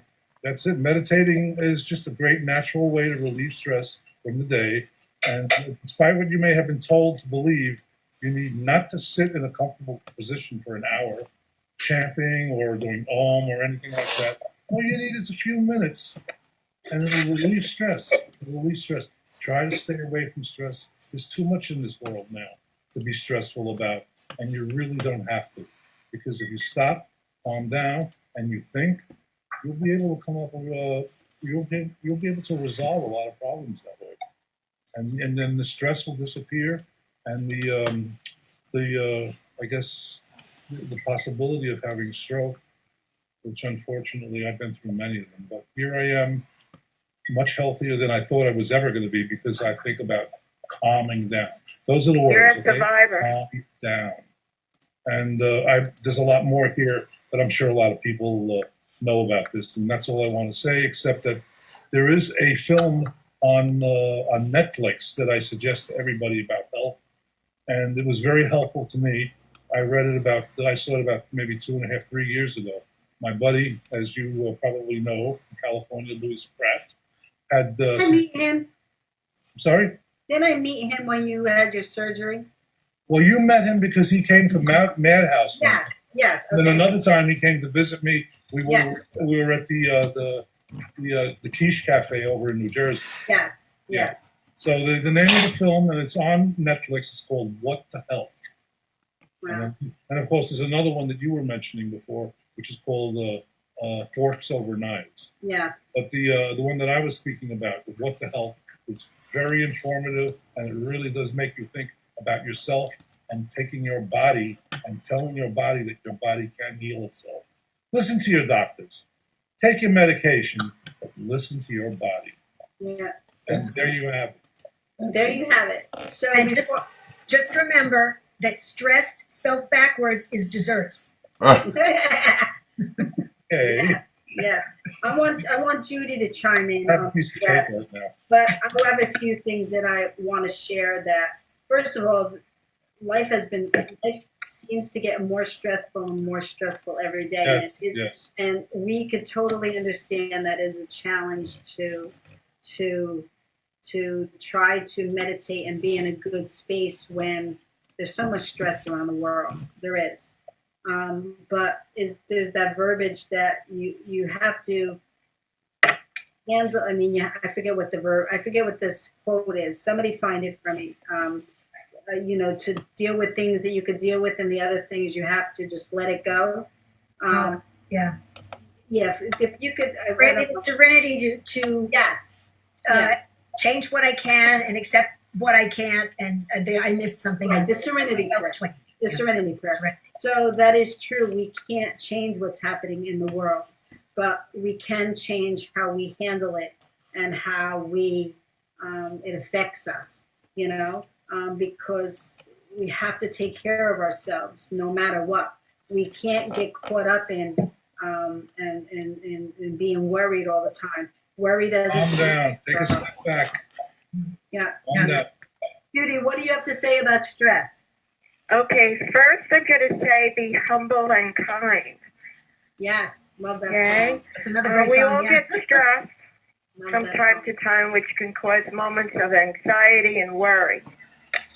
While a little bit of stress is normal, being stressed on a regular basis you can have physical impact, and stress is chronic. So when a person is chronically stressed, it can have a major impact on everyday life, including overall health and well-being. There are common emotional and mental symptoms of stress like panic attacks and headaches, but also a lot of uncommon symptoms that you might be experiencing and aren't even aware that they are related to stress. So calm down, think Exactly. positive, and smile. And be really nice to people and listen to them. And you don't have to have the same opinion, but listen and be kind and humble. Yeah, very good, Judy. Wonderful Great words. song. Wonderful, wonderful. That's a great song. Ginny, Alicia, you have anything about stress that you think? Yeah, I like the calming down. I think that's excellent, and meditation. And there's you mentioned a couple of apps. There's one called Headspace, which I use and I really like a lot. It even helps me go to sleep. They have a sleep app. Okay, I got one here for you. Wrong phone. But I think that calming down, exercising, eating right, and being able to, like you said, when you calm down, you're able to look at something a little bit better than if you don't, and you just fly off the handle and get all upset. Trying to, when you're stressed out, it's very easy to not think when you're stressed out. You just, Oh yeah. Oh, your whole body goes wild. You don't think. You act. Yeah. Yes, I absolutely. found the serenity. And most of the time, you act incorrectly. Right, exactly. I found the serenity prayer, which is really the way that we should live. It goes, God grant me the serenity to accept the things that I cannot change, the courage to change the things that I can, and the wisdom to know the difference. So that's so simple, but it is the truth of how to live. We should live our lives, Jenny, do you have anything about Yeah, I was just thinking about this. I worked for about 10 years in the garment industry. There are a lot of crazy people out there. Not the regular worker bees were great, but the boss was crazy stressed, and she had so many problems. She was in and out of the hospital. So she would pass her stress on to the person under her, who would then pass that stress on to everybody else around. And the next thing you know, everybody's running around like chickens with their heads cut off. And I was an office manager. I had 7 floors and about 250 people that I was the mama for. And I loved my job. Yeah. But the bosses were crazy. And they decided, and this was before the 2008 collapse, not too long before, but they decided they were going to start cutting back. This head boss was going to let her assistant go and move me to that spot, plus what I was already doing, which was the work of 3 people. And it would have literally doubled what I was doing all over again. And I talked to Herb and I said, I can't do it anymore. So I told them, I said, I'm giving you 2 weeks notice. And I wish I had a picture of the look on their face. But I had to walk away from it because it was killing the people that it was coming down the line to, and it wasn't going to kill me. Absolutely. Yeah, That's true. And I'm And then it glad. took me about a year and a half to find another job because then the market collapsed, everything went bad, and then I ended up where I am now, which is a little family company that is so not stressed. I mean, they fight amongst themselves because they're family, but they force me to take an hour for lunch. They throw me out the door at 5 o'clock. If it doesn't get done today, okay, it'll get done tomorrow. You know, Right. once a year there might be something that they'll say, I need this right now. But it's just like it's such a different. And you're more than happy to accommodate because you Yes. know that if they're asking you, Yeah. it's something that they need done. Right, right. That's so good. So I can't I just believe. found the apps that are free. Okay. One of them is called I Sleep Easy, and the other one is called Take a Break, and they're free. They're free. Oh, great. Awesome. And then there's another What one did you called say? Calm. Take a break? But that I've one, heard about that one. yeah, Calm you can use for 30 days, but then after that you have to pay. Then okay. But the other 2 are free all the time. Which one was the name of the first one you mentioned? I think, well, it looks like it says I Sleep Easy, or it might be just Sleep Easy. I think it's it's hard to see it over here. I Sleep It might be Easy. I Sleep Easy. And I use that one a lot at night, and it really works. Just And what about the second one? Repeat it. take a break. Take it. Can anybody see this? Okay, you see the one with the moon? Yes. Okay, that Yes, I one's see I that. Sleep Easy, and the other one is Take a Break. Okay, great. With the Excellent. person? Take a break. Those are 2 free apps that are good for meditation. Yeah, Wow. because I pay like $50-something a year for Headspace. It's crazy. Yeah. Then that's a picture of me in California at the Getty Center. So there's an app right in Yay! Oh, hey, you want to see my face? There you go. Michael, where did you grow All up? right. In the Bronx. Okay. the Bronx. Yep. So we only have a few minutes left, and I really want to. I'm so happy to have spent some time with all of you today. You Oh, included, thank you. Judy. I know you're. Thank you. Okay. Renee, can I jump in here for a second? Sure. I know that we're starting your funding drive. Oh, I forgot to say how they could donate. I am going to be mailing a check for $300 to the foundation to kickstart the whole thing. So I hope everybody jumps on board with that. Oh, thank you, Jimmy. Oh, you know what, Jim? Can we have a few extra minutes? Yep. Okay. So I thank you for reminding me. I'm horrible. I kind of just go with the flow. But I do want to. And Alicia, was it you that donated? Yeah. Well, Yeah. donated. I did. And I know that Judy always donates. You know, this isn't a Yeah. regular format that we do things. So we love all of you. We appreciate so much your donations and just your kindness to the organization. But I wanted to share with everybody ways that they could donate. I'm going to share the screen, Jim, again. Let me share the screen. Okay. Let me see. Where did it go? That is the question. That's not it. Maybe this is it. Nope. Okay. So here is the Language of Love Foundation website. You can go to it, www.languageoflovetelethon.org, and you could click on this link right here, which is the PayPal donations. You can certainly do it that way. There is a charge to that, so But the gracious thing is that we get the money immediately if you do it through that venue. But whatever is easiest for all of you, we're really humbled and gracious, grateful for the donation. We also have, you can also mail us a check to ReneMarie's Language of Love Foundation, P.O. Box 451, Hawthorne, New Jersey, 07506. We'll get the donation. Thank you so much. And then also the way that Alicia donated was we also have a link on PayPal. We also have a link on our foundation website, which is www.renemarielanguageoflove.org. And again, here's the PayPal link. You know, if it makes it easier to pay by credit card and just donate, please go ahead and do it. We're so humbled and grateful for the gift. And let me go down here. And let me show you this. These were our guests last year, who were probably, you know, most of them are probably going to come back.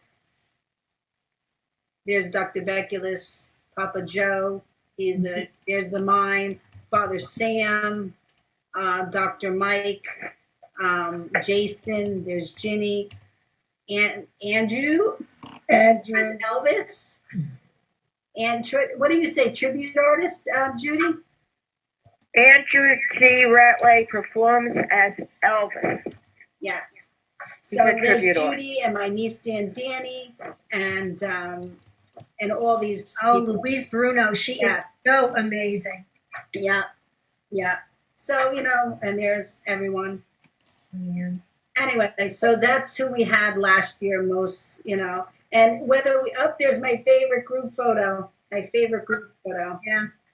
So, and there's Keith. We got to get a hold of Keith. We have to get, I forget. Anyway, there we go. Anyway, I'm going to stop the sharing. But so once again, we really want everybody we want to thank everybody so much from the bottom of our hearts for the donations in advance. Michael, you want to say something? No, I just want to make sure that people watch that film on Netflix because it's very informative and it's definitely life-changing. Right. What the health? Right. And of course, I just want to stress, calm down. Can you say something about the fundraiser, the campaign that we're kicking off today? Well, let's just get some people to come in and donate and help us out because we need to get this message out to people who don't understand stress or any kind of affliction at all.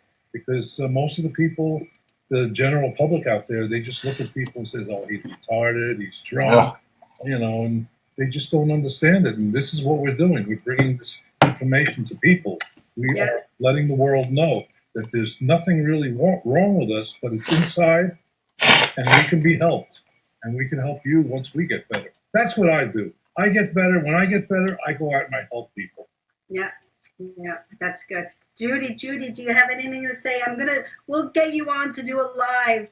Okay, but I will do something right now. I'm Judy Marlowe, Executive Director of Public Relations for ReneMarie's Language of Love Foundation and Telethon, and we'll be broadcasting our 6th annual Language of Love Telethon on Sunday, October 4th at the Village Connection Network, Rockstar Studios, and we'll be doing it live from the New Jersey studio, and anyone who wants to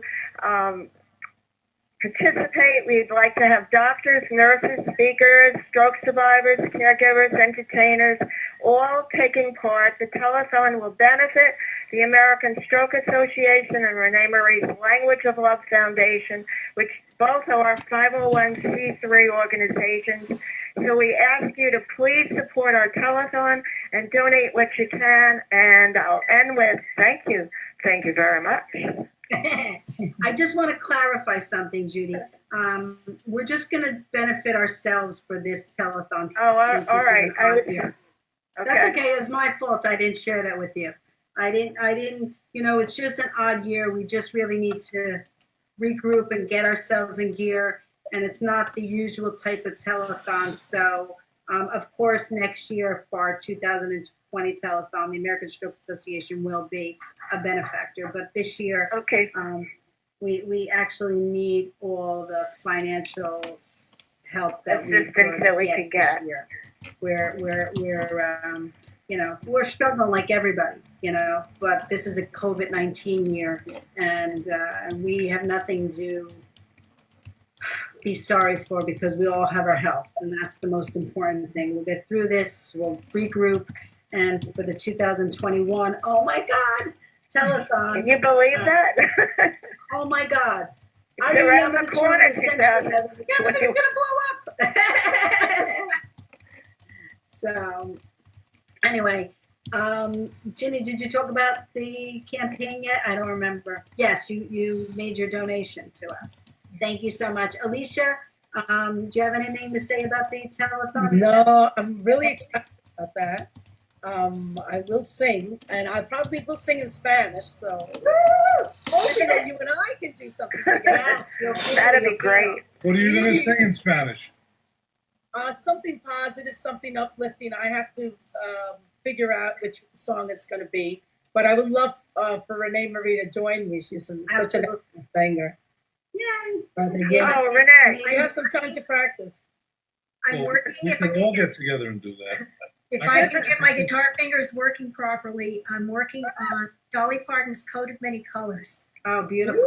I heard her speak about that. It's a true story.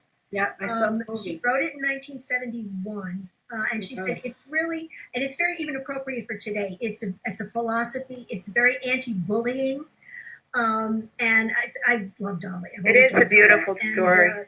I sing in a lower register than she does. I can't do her sound, but that's the tune I'm working on right now for you. I just wanted to add something, Renee. Say it again, Judy. I just wanted to add something. Yes, absolutely. I would like any stroke survivors, anyone who's suffered aphasia, head injuries, anything like that, that would like to share their story, to send it in to us. And we can Skype it, we could Zoom, whatever. Yes, I sent a memo out. I think on Facebook and LinkedIn. Yeah, right. For them.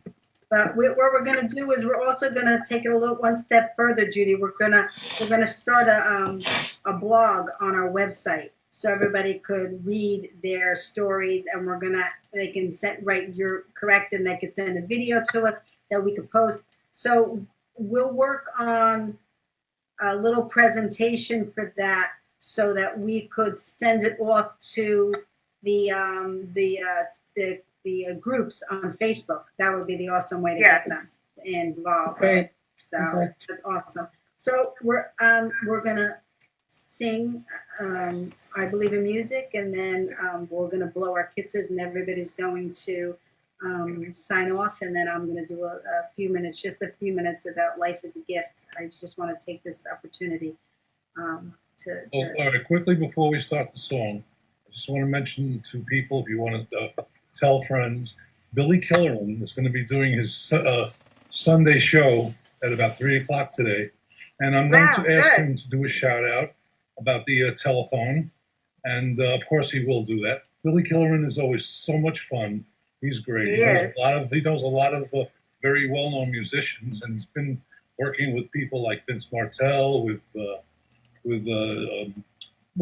he knows a lot of really high profile rock musicians that are in the area. So he's on at 3 o'clock today, Billy Killerman. And again, I'm going to ask him to do a shout out, which he will, because he's kind of like a separated member of the family too. We've been trying to get him on the show for years, but he's so busy himself. That's Billy Killerman. Yeah. So first, I want to thank everybody for joining us today. It really was an awesome show. It was the kickoff to our campaign, our telethon, and really it's nice to get together in a more formal manner with the foundation. We're just so blessed to have each other in our lives. So let's start singing, which is what I love to do. Well, I can just sit around making music all day long. As long as I'm making my music, I can't do nobody wrong. And who knows, maybe someday I'll come up with a song that makes people want to stop the fussing and fighting just long enough to sing along. Let's go. I believe in music, and I believe in love. Music is love, and love is music, if you know what I mean. And people who believe in music are the happiest people I've ever seen. So clap your hands, stomp your feet, and shake your tambourine.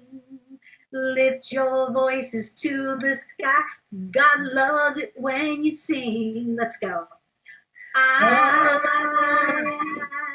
believe in music, and I believe in love. I believe in music. Lord knows that I believe in love. Let's go, Michael. Music is a universal language, and love is the key. Find brotherhood, peace, and understanding, and living in harmony.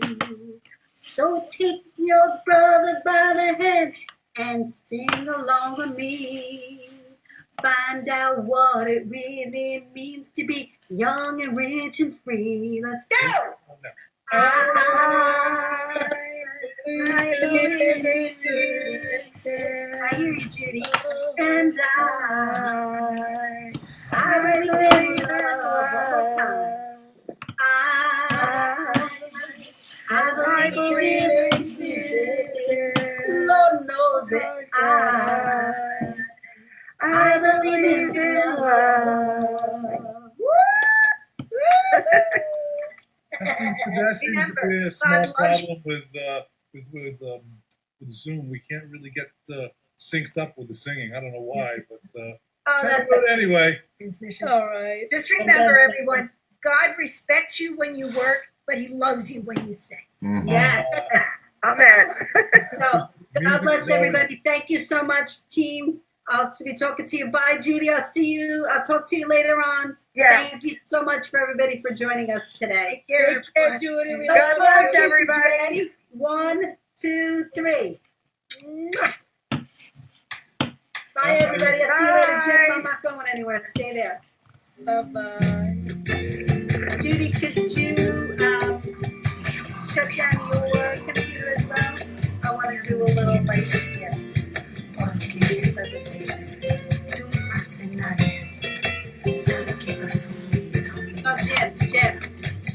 Yes. I'm not streaming out yet. Okay. Can you shut that off? Yep. Just for 2 seconds. Sorry. Michael and Alicia, you can close out. Okay. Thank you. I'll talk to you guys later. Bye-bye. Jim, I sent you a photo, Life is a Gift. Could you pop that up on the screen? In your photo, the way you did Judy's? It'll just take me a few minutes. Bear with me. Why did Jim? Oh, no, it's Michael that closed out. It's okay, Alicia. I'm not seeing that photo, Renee. I'm sorry. I texted it to you. Oh. Do you want me to? Can you send it on Facebook to you? Facebook? Can you do it on Facebook? I just don't have my phone. Okay.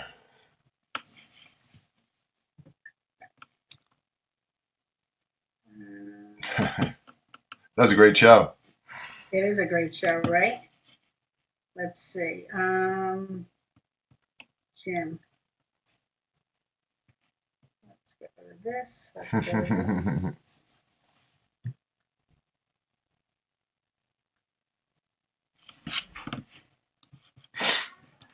Okay, I just sent it to you. Okay, I got it. It's amazing how connected we could be. Now, Renee, you want me to just put this next to you? Yeah, well, yeah, put it in your box. Yep.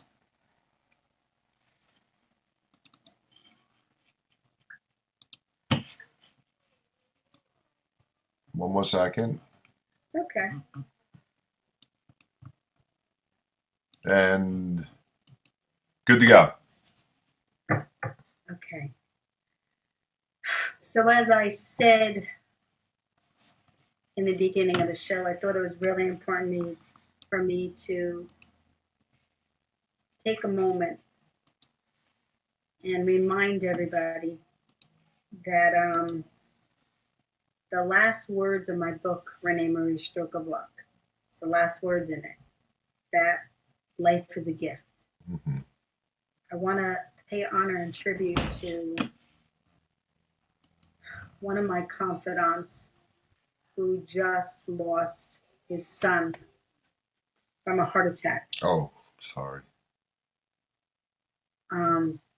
He was 47 years old. Challenging. It's someone who goes every day to the Virgin Mary and says the rosary and really asks to be led and to do God and Mary's work, Mother Mary's work. And yet this tragic, crushing, heartbreaking, heart-wrenching moment has happened to them. I can't tell you the heavy hearts that we all are feeling and we're experiencing. But that's how we feel. Could you imagine how the mother and the father of this young man, how they're feeling? I can't. I can't put myself in that place, except as I tried to share with him that there is another side. And I visited that other side. And there's life and there's joy. And there his son is free and joyful, not in any pain, and just alive.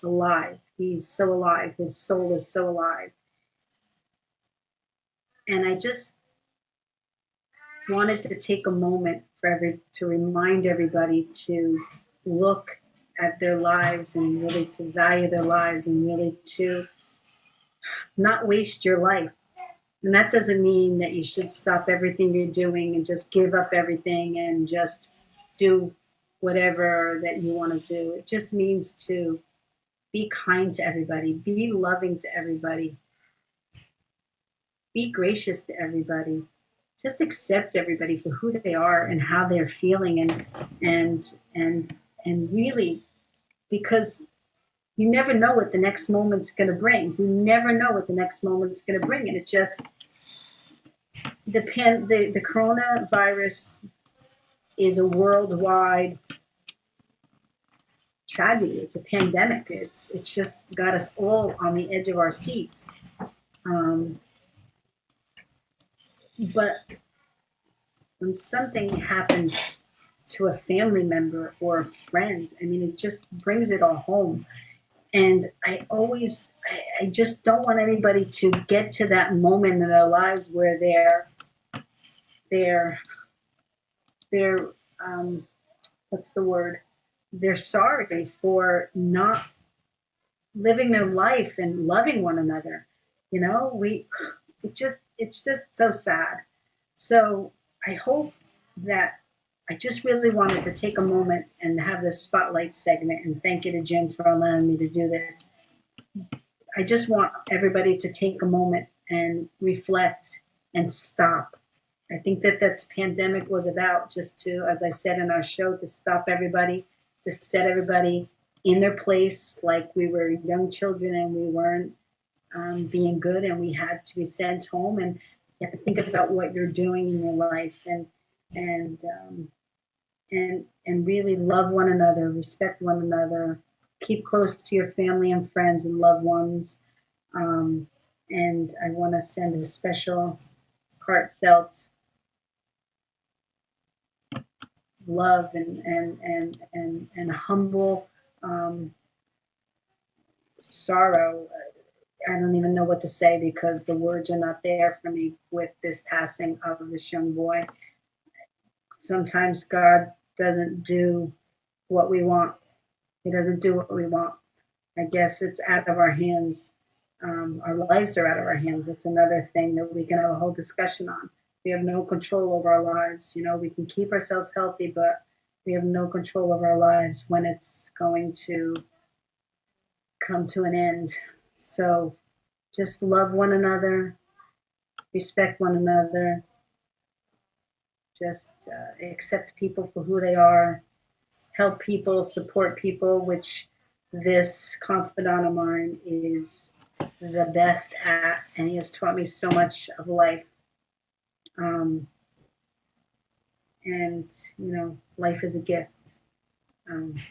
Love your life, love each moment, be gracious for the good things you have in life, be gracious that you could experience life. It really is precious. Life is precious. Thank you so much. Thanks, Jen. We're going to fly out. Bye, everybody. Love one another.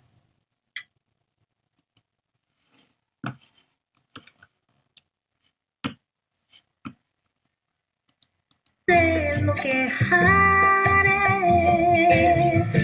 yo no sé lo que estoy perdiendo, yo no sé lo que va a pasar, no me puedes escuchar, llorar solo sin ti, no me puedes oír llorar. El día que caminaste por la puerta, todas las memorias fueron. Mi corazón está vacío, como si tuviera ayer. No me puedes escuchar llorar solo sin ti. Mi corazón está sufriendo. No me puedes escuchar llorar solo sin ti. No me puedes oír llorar.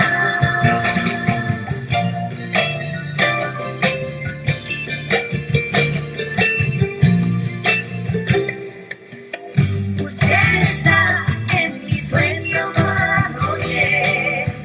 Por favor, no peleemos.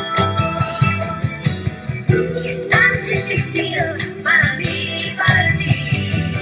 Yo, ¿qué puedo hacer? No me puedes escuchar llorar solo sin ti. Mi corazón está sufriendo.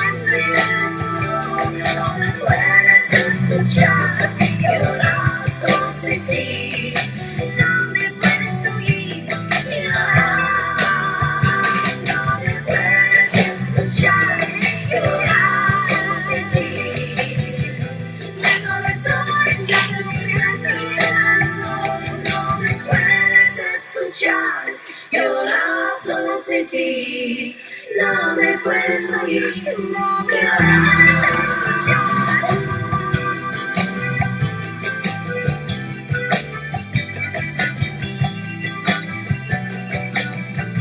No me puedes escuchar llorar, llorar.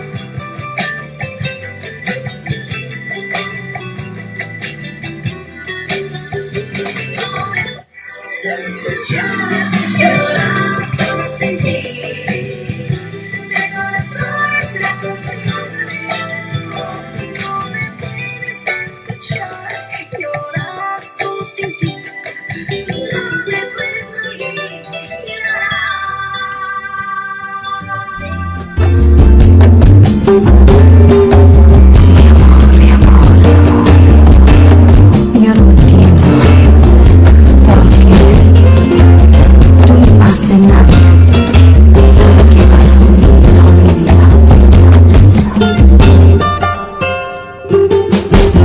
Yo no sé qué tú piensas, yo no sé lo que haré, yo no sé lo que estoy perdiendo, yo no sé lo que va a pasar. No me puedes escuchar llorar solo sin ti, no me puedes oír llorar. Dije que caminaste por la puerta, todas las memorias fueron. Mi corazón está vacío, como si tuviera ayer. No me puedes escuchar llorar solo sin ti.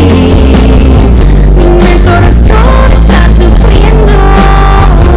No me puedes escuchar llorar solo sin ti. No me puedes oír llorar.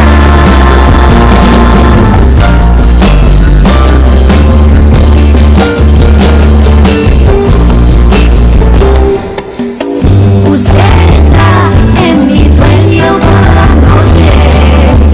Por favor, no peleemos. Es tan difícil para mí y para ti. Yo, ¿qué puedo hacer? No me puedes escuchar llorar solo sin ti. Mi corazón está sufriendo. No me puedes escuchar llorar solo sin ti. No me puedes oír llorar. No me puedes escuchar llorar solo sin ti. Mi corazón está sufriendo. No me puedes escuchar llorar solo sin ti. No me puedes oír, no me puedes escuchar.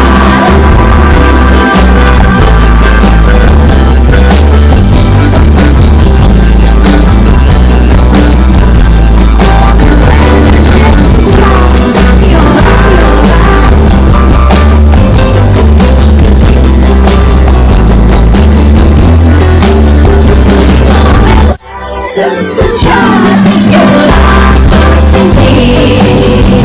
Mi corazón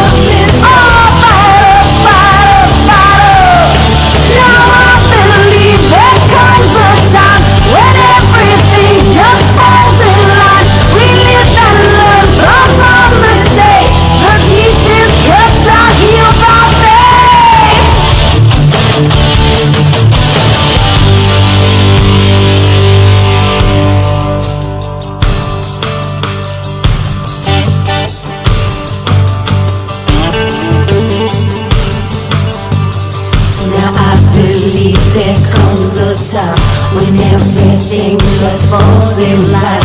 We live and learn from our mistakes. The deepest cuts of humanity. Now I believe there comes a time when everything just falls in line. We live and learn from our mistakes. The deepest cuts of humanity. Now I believe